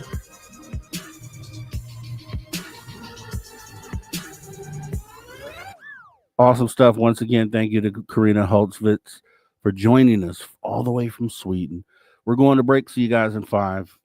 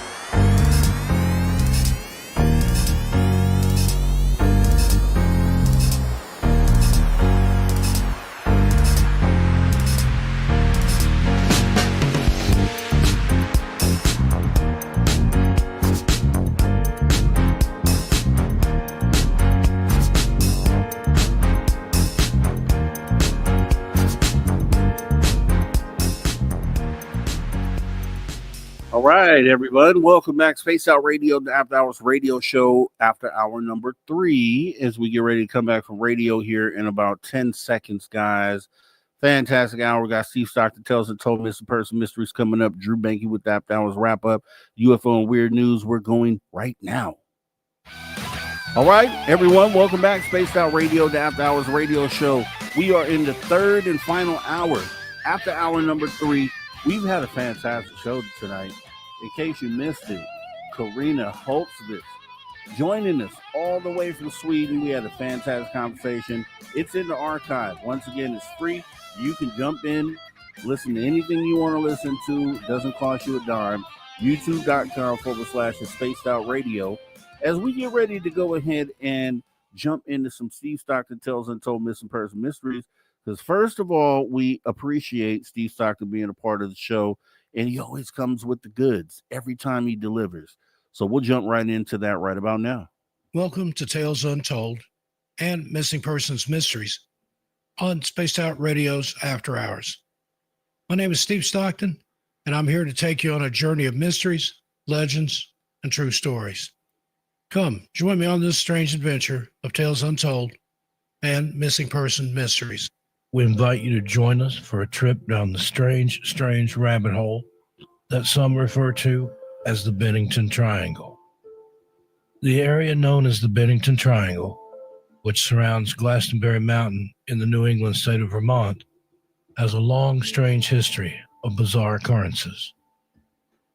This includes UFO sightings, Bigfoot encounters, eerie lights and sounds, and the triangle also happens to be the location of several unsolved disappearances during the 1940s and 1950s. If that isn't odd enough, according to Native American lore, the area is heavily cursed. The Native American tribes of New England have always known something was off with the area and tend to steer clear of it at all costs.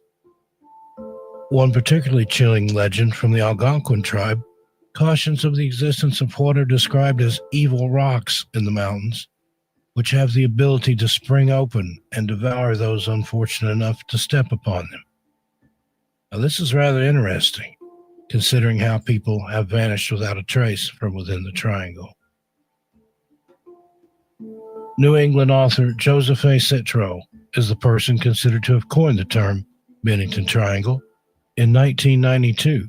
While doing a radio broadcast about paranormal and other unusual activity in the area. According to Citro's findings, he states that the area has similar characteristics with the equally strange Bridgewater Triangle in the bordering state of Massachusetts, which has been written about extensively by cryptozoologist Lauren Coleman. The Bennington Triangle is centered around the heavily wooded forest of Glastonbury Mountain, and also includes the small towns of Bennington, Woodford, and Shaftesbury, and also the abandoned or ghost towns of Somerset and Glastonbury. Over the last 200 years, there have been many encounters with and sightings of a Bigfoot-like cryptid in the area surrounding Glastonbury Mountain. The locals, as well as paranormal and cryptozoological investigators, refer to this unknown creature as the Bennington Monster. The earliest recorded sightings of the beast occurred in the early 1800s, when a stagecoach loaded with passengers was forced to stop its journey due to a heavily washed-out section of the stage road. The driver of the stagecoach observed that there were very large footprints in the mud, which were way too large to belong to any human.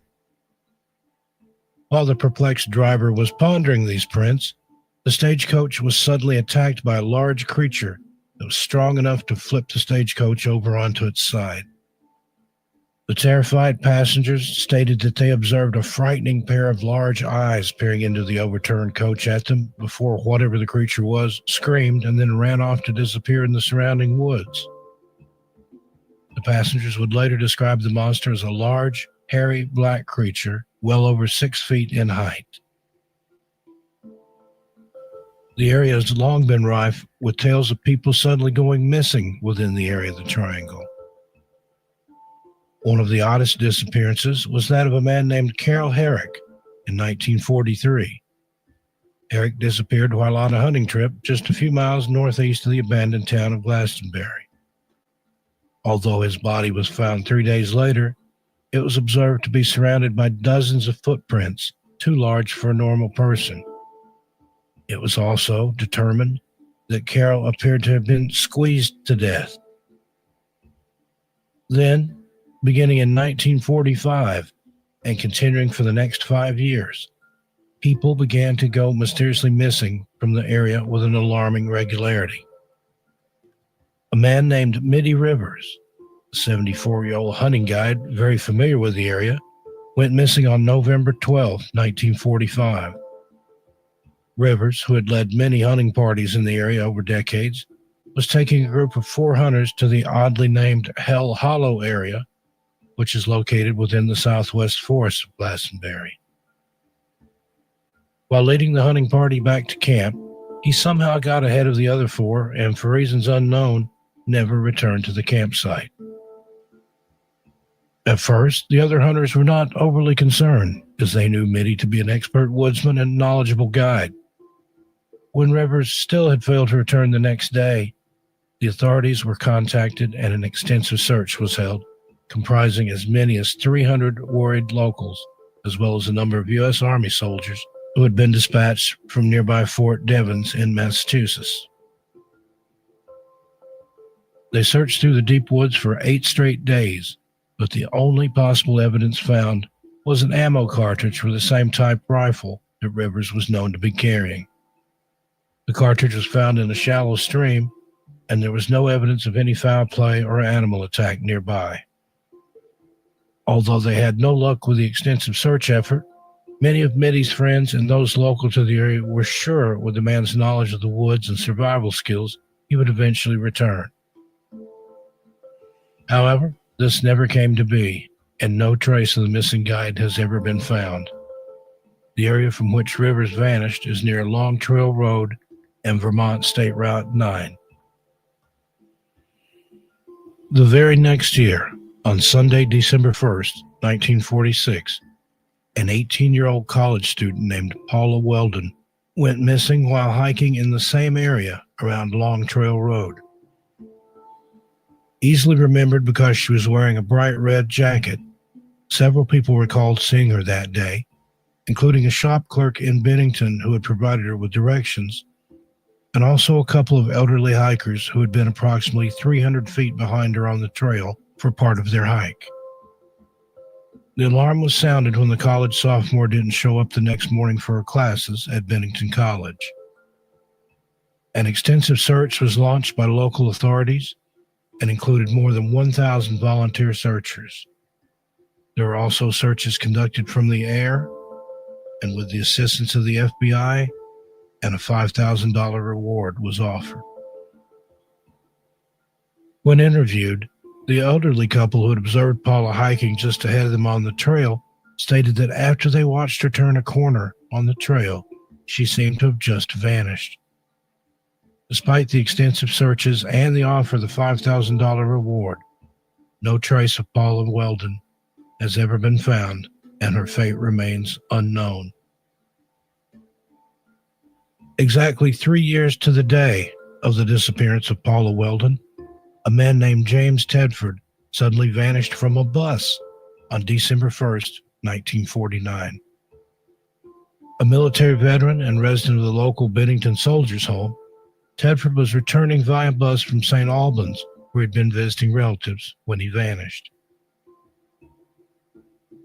Based on eyewitness accounts, Tedford and 13 other passengers were on the bus at the previous stop before the bus had arrived in Bennington. But when the bus pulled into the station, he had somehow disappeared. His bags were still in the luggage rack, and a bus schedule was found lying open on his now empty seat. The other passengers stated that they didn't see Tedford get off the bus at any of the previous stops, and he wasn't on the bus when it pulled into Bennington. Authorities investigated the disappearance and were convinced that no one had seen anything, and there were no suspicious incidents which had occurred during the bus trip. One strange and interesting fact, it should be noted that Tedford's wife, Pearl, had also vanished under mysterious circumstances a couple of years prior. Now, there aren't many details about his early life, but in 1940, Tedford was listed as a resident in Franklin, Vermont, with his wife, Pearl, who was much younger, her age being 28 while he was 56. The strangeness began following Tedford's return to Vermont after the end of his second round of military service near the end of World War II. Upon his return, he found that Pearl had vanished, no trace of her to be found, and the house the couple had rented in Franklin, Vermont, was found to have been left abandoned. Tedford's family claimed no knowledge as to the whereabouts of the missing wife, and stated the last time they had seen her was as she was on her way to the Amoco gas station in Franklin. There was speculation among the locals that rather than having met with foul play, she had understandably grown tired of waiting for her much older husband to return from war and had simply taken off. Whatever the cause, she was never to be seen or heard from again. Tedford was crushed and moved into the local home for soldiers, where he still lived when he vanished. The next year, on October 12, 1950, an 8-year-old boy named Paul Jepson was the next in the area to go missing. Jepson was last seen in the cab of his mother's pickup truck in Bennington, where she had left him to play while she briefly tended to her pigs. When the mother returned, she found that the boy was gone. She quickly looked for him in the nearby immediate area with no luck, after which she reported him missing, and soon hundreds of volunteers had assembled to help search for the missing boy. Tracking dogs were brought in to aid in the search for the missing boy. The dogs were able to pick up his scent and followed it towards Glastonbury Mountain. However, when the scent was lost at a nearby crossroads, it was thought that perhaps the boy had either been abducted by a stranger or had otherwise accepted a ride in a passing automobile. Paul's father stated that, oddly enough, the boy had talked about visiting the mountain almost nonstop for the last week or so. The area around Glastonbury Mountain was searched extensively for the next several days, but sadly no trace of Paul has ever been found. Then, 16 days after Paul Jepson's mysterious disappearance, a woman named Freda Langanger disappeared on October 28, 1950. Freda was camping with several other family members in the forest near Glastonbury Mountain. Langer, then aged 53, along with her cousin Herbert Elsner, had ventured away from the family's woodland campsite to go on a hike near the Somerset Reservoir. They had managed to hike just a few hundred yards from their campsite when Freda lost her footing and fell into a mountain stream, completely soaking her shoes and clothing. Due to the chilly fall temperature in the mountains, Freda told her cousin to wait while she ran back to their campsite to change into some dry clothes. Her cousin stated that he waited for what seemed like a sufficient amount of time, and when Freda still hadn't returned, he decided to go back to the camp to see if she was okay. However, upon his return, he was shocked to learn that Freda hadn't returned to the campsite at all. She had instead apparently vanished in broad daylight in the distance of a few hundred yards. Freda was reported missing, and over the next several weeks, search parties with as many as 400 people, including concerned volunteers, law enforcement, firefighters, and military, as well as some aircraft, searched for her and came up empty-handed. Sadly, the search was eventually abandoned. 7 months later, however, on May 12, 1951, Freda's body was discovered near Somerset Reservoir, strangely enough, in an area that had been extensively searched many times previously. Advanced decomposition of her remains meant that no cause of death could be determined, and her case is still unsolved. And then, just as strangely and suddenly as they had begun, the string of disappearances stopped. Freda Langanger was the last person to vanish mysteriously during this time frame, and the only missing persons whose remains were found. Other than the geographic locations and time frame, no other connection has been discovered that tie these cases to one another, although some have speculated that a serial killer may be responsible for these strange disappearances. Some blame the Native American curse, or simply claim that the paranormal is to blame, as there appears to be an active portal here into the unexplained. There's also the theory that the area is very unstable due to the unusually chaotic and confusing wind and weather patterns on the mountain, which can cause people to easily become disoriented and then lost as a result. Regardless of what is to be believed, the Bennington Triangle is known to be home to strange and mysterious paranormal phenomena. As well as the aforementioned Bigfoot encounters and the string of mysterious disappearances, there are many, many reports of strange floating orbs of light, sightings of other bizarre forest creatures, and even the occasional UFO sighting. All right, guys, that is Steve Stockton Tells Untold Missing Person Mysteries. Once again, we do appreciate Steve dropping these stories on us here, and shout out to those that are missing in the families. Hopefully one day these people can be brought home. As we go ahead and get ready to jump into our after hours wrap up with none other than our guy Drew Banky. You're an irredeemable monster! Come here, I'm gonna eat you! Get in my belly! He's headed to the north! The damn north! Go it, go it! Wolfman's gone north! And there goes Rob. You monster!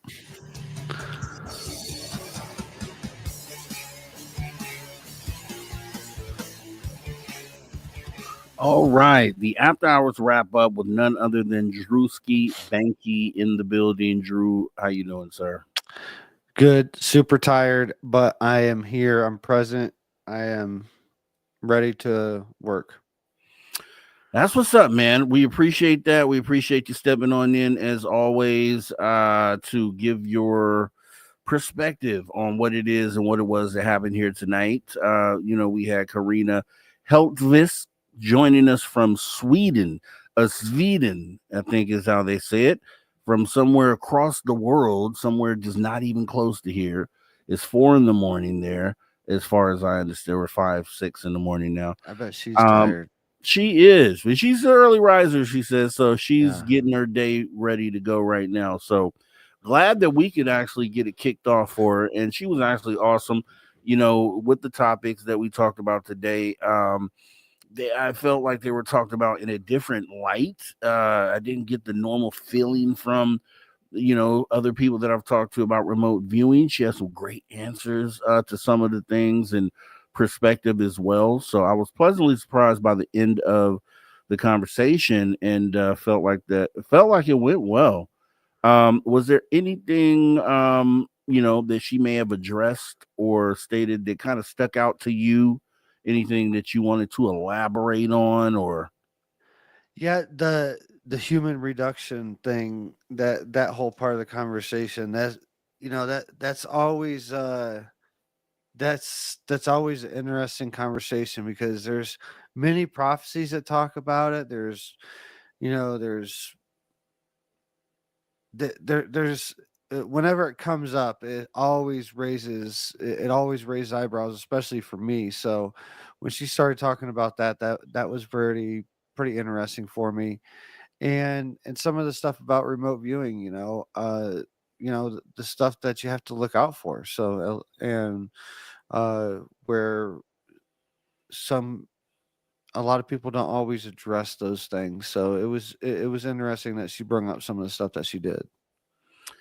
Yeah, the remote viewing definitely was it felt like it was coming from a place of experience, and that was the takeaway. It was like she's explaining this as if this is definitely something she's experienced, which I thought was definitely awesome. The population control thing, and that's always a controversial topic because some people weaponize that topic and use it for reasons that I don't agree with, right? But then when you hear it in that aspect that, hey, it's as simple as this isn't sustainable. Like we cannot be carnivores and gluttonous and greedy individuals, and essentially wiping out certain species because of our appetite, and that the only answer to kind of going against that is either everybody goes vegan or we figure out, some people have to leave the planet, whether, and we won't say population control means people have to just be unalive. Some people just have to go to Mars now, and we need to split this up because it's not sustainable. So I thought that was pretty cool. Yeah, perspective for sure. Yeah, well, I agree with it, and I don't. I understand where the sentiment, but ultimately, like a lot, especially here in the West, we are trained to eat. Like that, eating is really had become an addiction. Like it's not needed to the extent that we do. Like these, like going into a steakhouse and eating a 96-ounce steak in under a half hour to get a t-shirt, things like that. That's the type of mentality that we've lived in for generations and generations, when really you don't need that much protein in a day, let alone like a week. Like you're eating just for the sake of entertainment.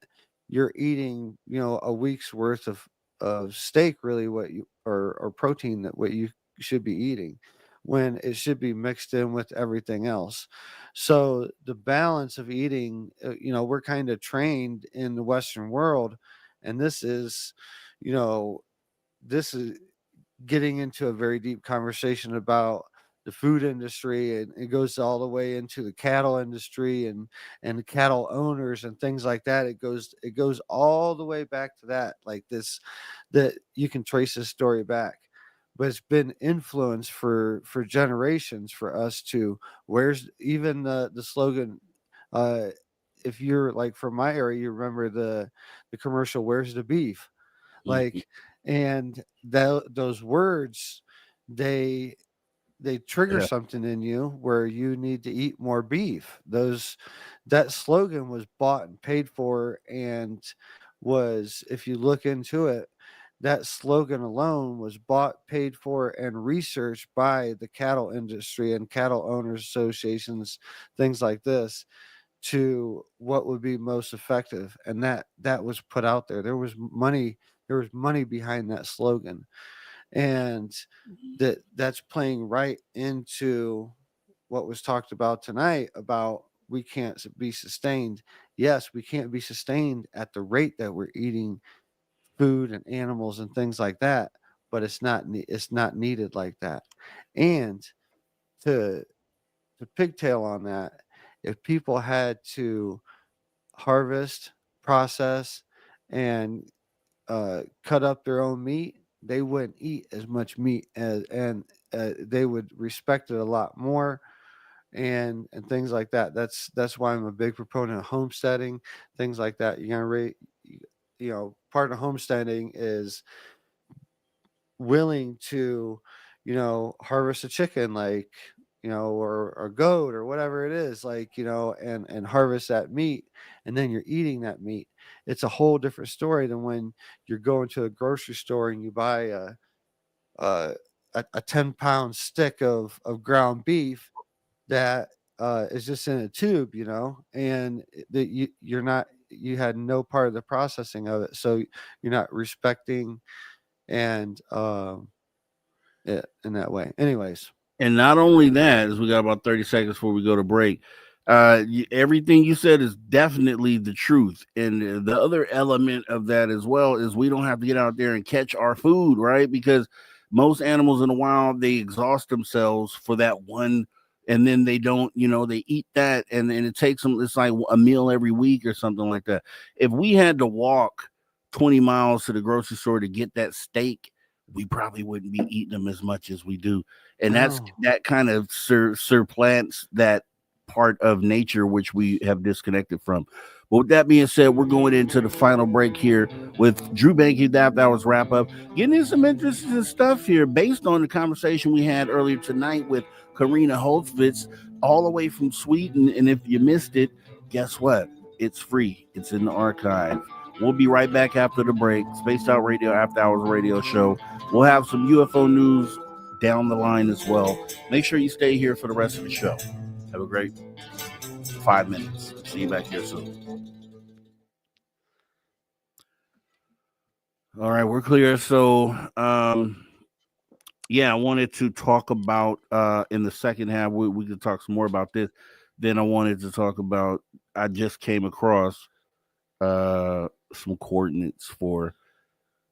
Someone says an alien base in Antarctica. There's a story about it. We'll kind of read it, and I love that when we get coordinates, man. I love coordinates. Somebody is literally sitting on Google Maps, just looking around the world for anomalous things. And a lot of people do focus on that Antarctica because of the stories that have been told and rumors of things that I don't necessarily fully buy into either, but we'll talk about that after the break. Now, during the break here, we can talk more about Chris Bledsoe in Washington D.C. with these UFOs. I tried to find the video clip, and I couldn't find it, but we could talk to it. Have you seen the video? Yeah, you just go to his page, go to either Instagram or Facebook and let me see if I can find it here on his. Yeah, but it's yeah, but when we come back from break, we're talking about. I like to touch on the whole cooking and growing your own food and harvesting your own food.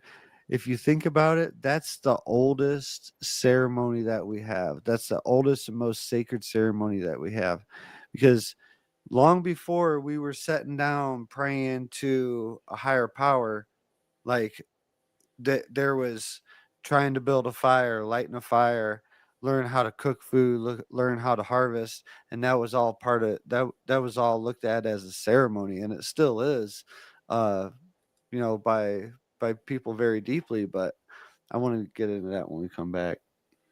All right, we can do that. That'll just continue what we were already talking about. Yeah. And let me see. But yeah, ultimately Chris is turning a lot of heads by what he's doing, and he's opening the conversation up in a very serious way. So but here's the thing that concerns me about it. Well, I guess we'll talk about it now. It wasn't picked up by news. It wasn't picked up by national. The only person who even partly talked about it was Ross Coulthard. You would think that this incident happening the day of the UFO hearings over the Capitol building, that this would be something that all these outlets would be talking about, and I just haven't seen it. So that concerns me, because why is that? That's why. Why wouldn't you show this? That would be the question that I would have to these outlets. You know why? Because it's not, because they got, mass shootings to, they got other shock value. Like I don't understand why it's not being taken seriously enough by the masses. And I'm not saying Chris is not being taken seriously. I'm just taking the whole thing is not being looked at for what is actually happening. Maybe this Atlas thing is a big mothership coming, man. That's why I say when you look at things individually and how things happen in life, period, not just UFOs, you get incidents that happen this one time, and then down the line another incident, and then and you're looking at each one in real time, and you're just like, okay, it's weird, but let's move on. But if you took all those weird incidents and you put them together and you looked at them at one time, then you're like, oh my gosh, and you can kind of see what the bigger picture is. That's what they hope that we don't do. And that's kind of what we do on this show, is we actually try to connect those dots so you can see them all together to say, hey, you know what? There is something weird going on there. There is a pattern in spirituality that you can see, and when you start to see it, then you can start. It's crazy. It just all starts to unravel, like when you start to see the pattern in spirituality and when it's coming and stuff like that. But they overfill your plate. Yeah. Yeah, but that's what happens. You know, they try to trickle it, but when it's when they have no control over how it comes, like they can't. Coming back right now. Go ahead. All right, everybody, welcome back. Spaced Out Radio, the After Hours radio show. We are on the back half of the third hour, back in the mix with Drew Banky, talking the After Hours wrap up, talking what happened tonight in tonight's conversation. We're going to get into some really good stuff here to make sure you don't go anywhere for the last 20 minutes of the show. Also, if you missed anything that we've done tonight, it's in the archives. It's free. Go check it out, youtube.com/spacedoutradio. And so we left off at the end of the break talking about just making a statement that, you know, a reason why it makes sense. With the guest made the statement earlier tonight saying one of the reasons for depopulation essentially would be because we're just eating up all the meat. And if we were able to do something different, if we literally had to be nature beasts and get out there and catch this food, it would be a totally different story. And then maybe we wouldn't have to look at it this way. But then based on that, that also shows why the technology and the things that we've built to make life more comfortable, that the same thing that's taking us further away from nature is a reason why we would have to come to a conclusion like depopulation, which sounds insane, but it's because of the smaller things that have led up to having to make a decision like that, right? Yeah. But we've been led there because this whole thing is like the food industry, beef industry, like we was touching on before break. It's diabolical, really. When you look into it, they plan out 20, 30 years in advance. So all this stuff, like it's a overeating that's been implanted into us, is what I'm trying to say. And it's not just happening in our generation. It's multi-generational. This has been going on of overeating and overconsumption to feed an industry, ultimately to feed a dollar. And that's where when you start to unravel this stuff, you start to see that a lot of these industries are the same way. That one goes into another, like going through this process of selling houses and everything. I realize like this whole process could be so much faster and more streamlined, but the industry has created jobs and manufactured positions and needs where needs weren't needed, you know, like, and then it hit me. It's like, oh my God, like almost all industries are like this. There's all these needs that are manufactured needs that are really not needed. Like if anyone has ever been through the buying selling process, they know what I'm talking about. Like there's so many people that you have to go through, so many hands that have to be part of buying and selling a house, where, you know, going through that process, you know, half those people are not even necessary for the process to even go through. Like legit, like half the people are not needed for that process to go through. And I think all industries, food industries, pharmaceutical industries, like all these things, these manufactured jobs that people make for other people that are not actually needed. And that's just overconsumption and on a grand scale. When you think about you're supposed to come up with a solution to a problem, to solve a problem, not create problems to be solved, more problems to be solved. That's what they call that. That's bass backwards. And that's exactly what that is. And you have to think, right? As you were talking about earlier, just getting back to nature and kind of growing your own stuff. People on the face of it don't think too much about that, but there's power in that. Because my mother, and I use her example because she is still doing this today. She's in a huge, concrete jungle, hugely populated city, but she has taken the plot of dirt that she has in her backyard, and she has sectioned out a part for a garden, and she grows fresh vegetables and things there. That everyone should be doing with the amount of space it takes. It doesn't take any space at all to do this, and everyone should be doing it. And if we were more connected, and there are people that are fully, like, I would count yourself as being one of these people that are more connected to that natural side, right? You're a homesteader, and you've had to do these things like on a daily basis, and I feel like being closer, more closely connected to nature is where we're all supposed to be. And then when you are, just like you talked about, some of those problems that get created go away. And then imagine how many other problems go away the more we connect ourselves closer to nature. How many problems just immediately get resolved immediately? And it's a lot of, if you were to sit down and write a list of how many things would be resolved by just reconnecting ourselves or realigning ourselves with nature and our natural self, it is insane. It's world changing. Well, we can even take a layer of that off, because sometimes when you mention nature, it shuts people down. They don't want to be a hippie or anything like that. Let's just take a layer off that. What you're really doing on a really basic level is creating cycles of energy, that closed loops of cycles of energy. You're growing a tomato. We have chickens, we're collecting eggs, and we're eating those.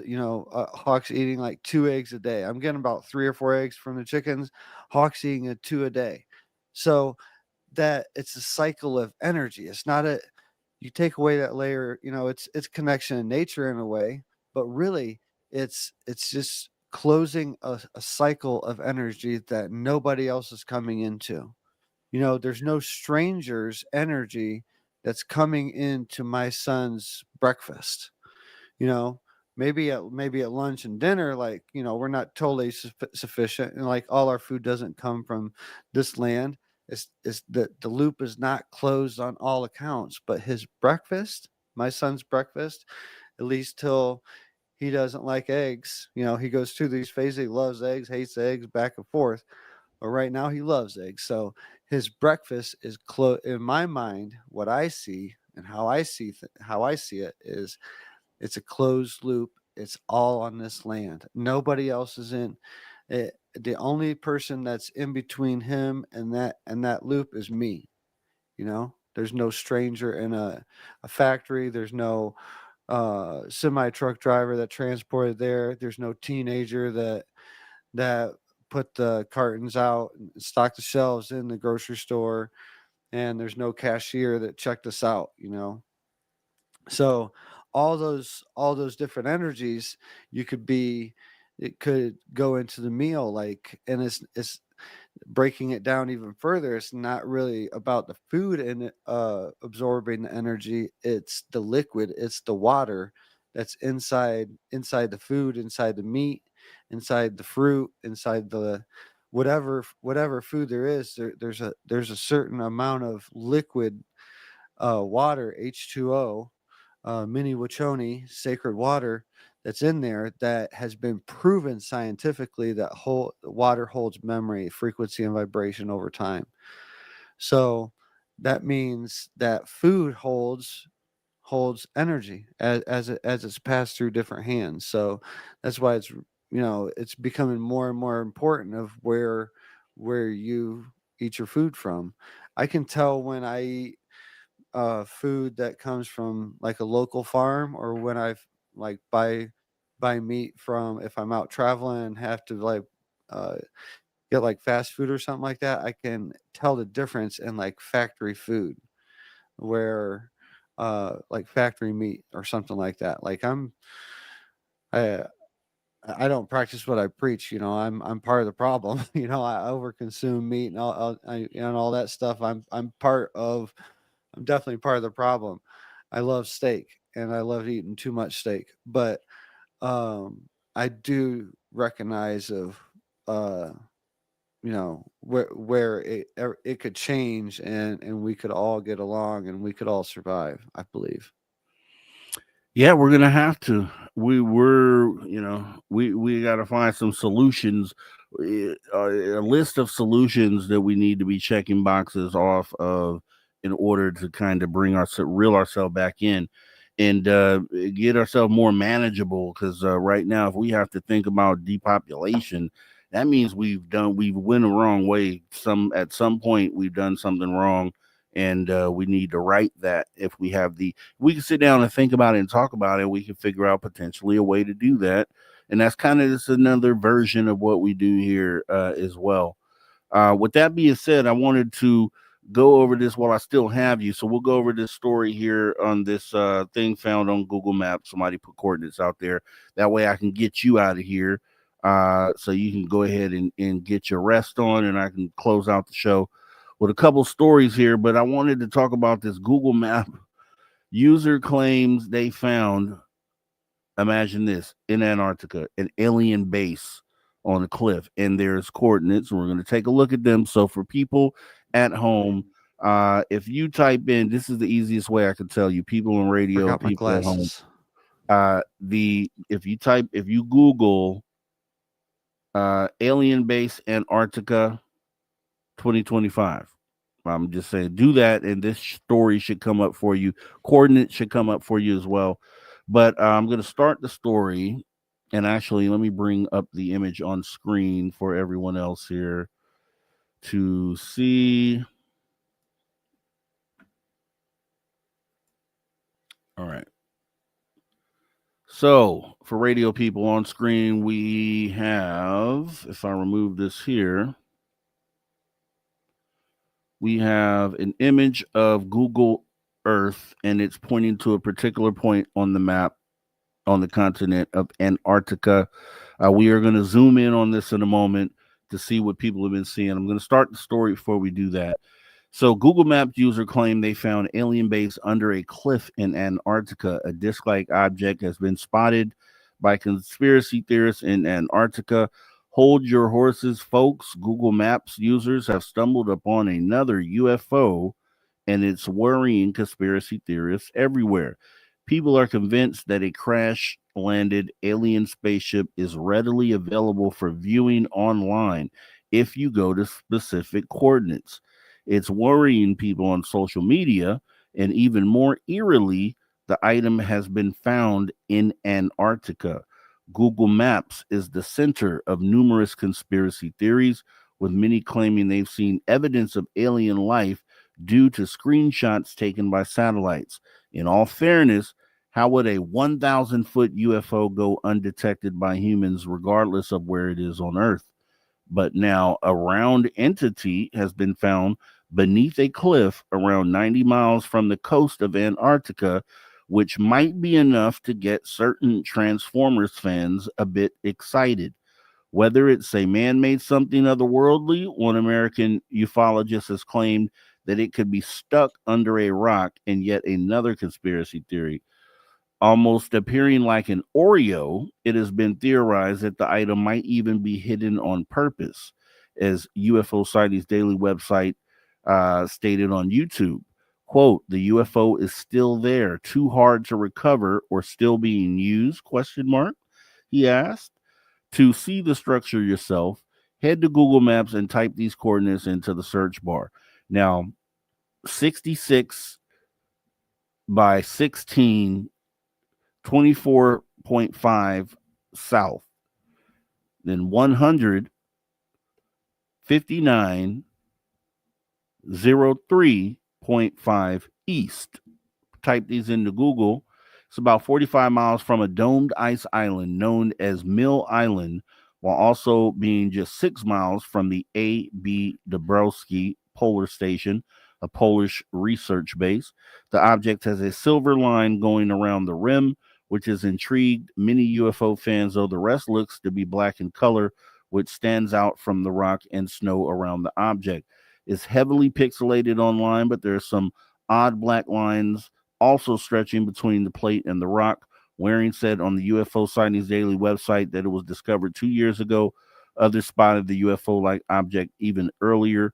A quick search on Reddit shows users asking about the object in 2021, labeling it as UFO crash site on the forum. One suggested it could be a weather balloon, while another suggested it could be a pond of meltwater. Others spoke about weird stuff you can see in Antarctica, while others said it had an ominous appearance. Now, before I read the last line, we'll go ahead and take a look at this object. And if you got those coordinates on the radio end, you can type this into your browser, and you should get exactly what we are going to take a look at here. So this is the coordinate, and this is zooming in. And this is what they're depicting. This thing right here. This is what they're saying is a UFO under a cliff. And okay, I think we got way too far in. Okay, so let me try to center this and see what we can see getting closer. All right. Very strange, very weird. Let me back out one, super pixelated. Okay, Drew Banky, what are you thinking when you see this? What are you thinking? Let me bring it up full screen. What are you thinking? I don't know, man. I think it looks like a water or something. It's, I don't know. Okay, all right. That's fair. Let me back out. I don't know. It's pretty defined edges, huh? Yeah, I mean, and they're calling it UFO under a rock, and I guess they're, according to what we just read, it said it's about 1,000 feet. So that's crazy. So, yeah, and you think about immediately the UFO so big they had to build a building around it, right? This wouldn't be that. I know some people out there think that this is a UFO, and I would off the back think it was until I read the very next line. Sorry to poke a hole in your fun, though, UFO geeks, as a scientist from the University of Newcastle has revealed that it's a small lake in a rock basin. So pareidolia kicks in, and this looks like a flying saucer, but apparently, according to a scientist, this is a body of water, a lake in the basin, and now you can probably see it being a lake at this point, because that's what happened to me after I read the story. I was like, you know what? Okay, it does definitely look like a lake at this point. And then if you back out and you look at the terrain, you can see other little pockets in other places that if you were to look at these things and say it was something anomalous, you wouldn't be able to explain it right away, and to find out that it's a lake. So wanted to point that out. It's just a lesson, right? Not everything is as it seems. I'm just saying, I called it first. You did, and that's why I was gonna say that. I was like, Jared, look at Drew Banky. But Drew, with that being said, man, that's where we're gonna go ahead and end that there. And I want to go ahead, thank you for coming on in. Let you go ahead and get back to bed, and we'll talk this week and get some things straightened out. And outside of that, you have anything you want to leave with the audience? Nope. Much love to everybody. Have a good night. All right, Drew. Take care, man. Thanks. All right, later. All right, guys. That's Drew Banky stepping in for the After Hours wrap up. Fantastic. We're going to try to fit in one weird UFO news story before we get up out of here. I thought that was pretty eye-opening at the very least. All right, here we go. Ladies and gentlemen, can I please have your attention? I've just been handed an urgent and horrifying news story. I need all of you to stop what you're doing and listen. UFO and weird news of the week. And this is going to get really weird because I'm going to talk about a bizarre simulation shows deadliest fart. Yeah, you got that right. Flatulent fart in history that caused death of 10,000 people, right? We often joke about farts that are silent but deadly, but in the case of one Roman soldier, his flatulence led to the deaths of over 10,000 people. And we're going to go ahead and make sure we read that. And this is right up Spaced Out Radio's alley, right? Because this is definitely a flatulence sort of channel, and very proud of it. So with that being said, we often joke about farts that are silent but deadly, but in the case of one Roman soldier, his flatulence led to the deaths of over 10,000 people. While it might seem like a funny or even childish thing to do, pretty much everyone does it on nearly a daily basis, and we can actually learn a lot about our bodies based on the particularly pungency it gives off. And unfortunately, both farting and holding on to a fart too long can have some pretty disastrous health effects, as one woman was left with a 7-year infection after her ex farted in her face in a hotel room. Given the diets of people these days, which can often include nothing but meat and eggs, or even just pure bull testicles in the case of the Liver King's wife, it's surprising you don't hear about more deaths that arise from a particular bad case of breaking wind. However, it was all the way back in 570 BC, according to the renowned Jewish historian Flavius Josephus, that a Roman soldier's action inadvertently led to the deaths of thousands after he thought it'd be funny to fart in a sacred temple. A bizarre simulation from the Art of War YouTube, not Sun Tzu's account, has shown off the infamous incident and explained exactly why so many people have lost their lives to the fetid fart. The book 2, chapter 11 of the Book of War of Jews, Josephus also explains how the fart prompted a not so silent and particularly deadly riot from those within the temples. He writes, when the multitude were come together to Jerusalem to the feast of unleavened bread, and a Roman cohort stood over the cloisters of the temple, one soldier pulled back his garment, cowering down after indecent manner, turning his breech to the Jews, and spoke such words as you might expect from such a posture. At this time, the whole multitude had indignation and made a clamor to Camillus that he could punish the soldier. Now, poor Camillus was probably already pretty angry at his parents for that spectacular name, and he clearly wasn't about to stand for any ish or farts. And those whose noses had been offended by the words from the Roman soldiers' bottom decided to throw back some rocks, starting a riot. Reinforcements then showed up, and the riot soon became massively overcrowded, with 10,000 people allegedly unalived, either in the ensuing violence or simply from being crushed by the huge number of people. So, if you've ever got one brewing near a religious temple, it might be best to hold on to it until you're at home. We figured that'd be a nice way to end the show, right? Because Spaced Out Radio often goes there, and we're going there tonight. We want to thank our guest, Carina Hultqvist from Sweden. Hours 1 and 2, excellent conversation. Also, Steve Stockton tells and told Miss Person Mysteries, Drew Banky with the After Hours wrap up. And we also want to thank the man that you hear right there, Mr. Ron Bumblefoot. He is the man that rocks us in and out of each and every show. Teaches us, tells us, never say never again, because yes, the phenomena is real, and anything and everything under that is possible. If you love the show tonight, make sure you show your love and support by hitting the like button.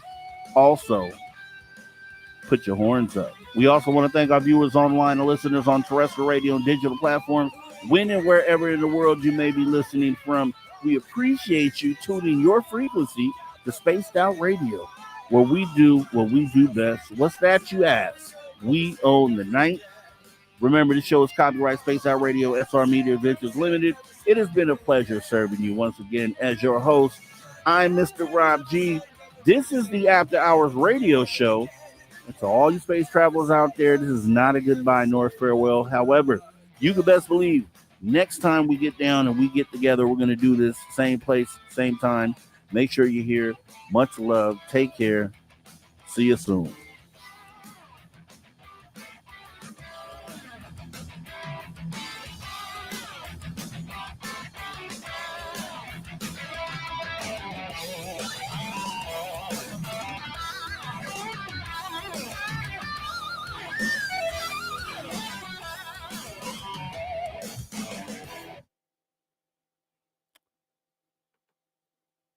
right, we are clear, crystal clear.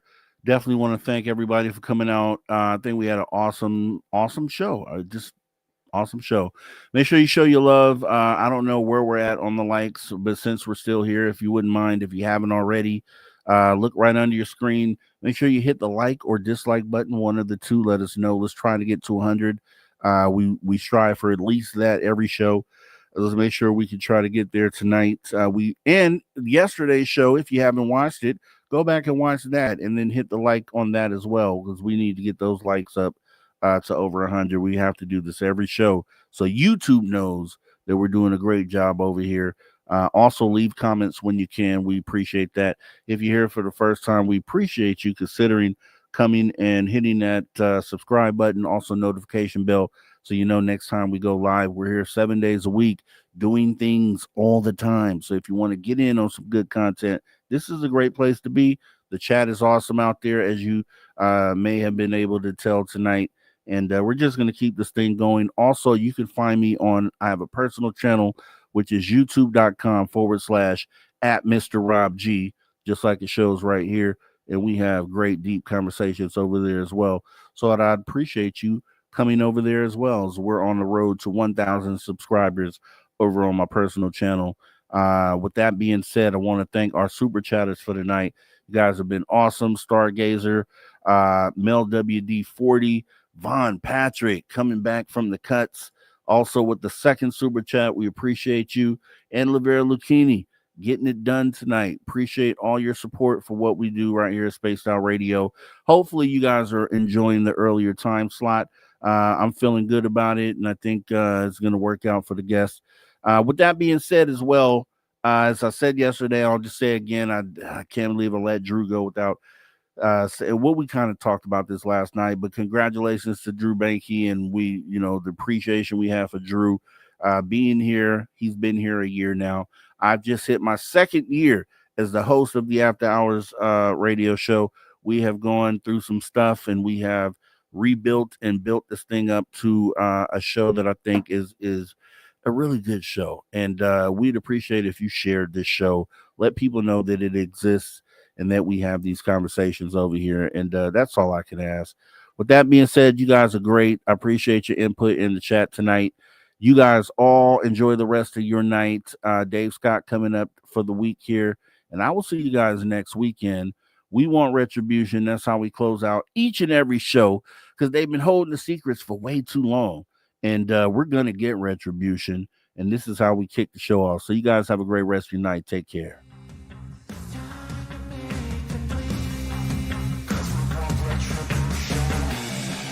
Cause we want retribution. Oh yeah, we want retribution. Oh yeah, we want retribution. Oh yeah, we want retribution. Yeah, we ran out of patience. Boil up with the cold heart.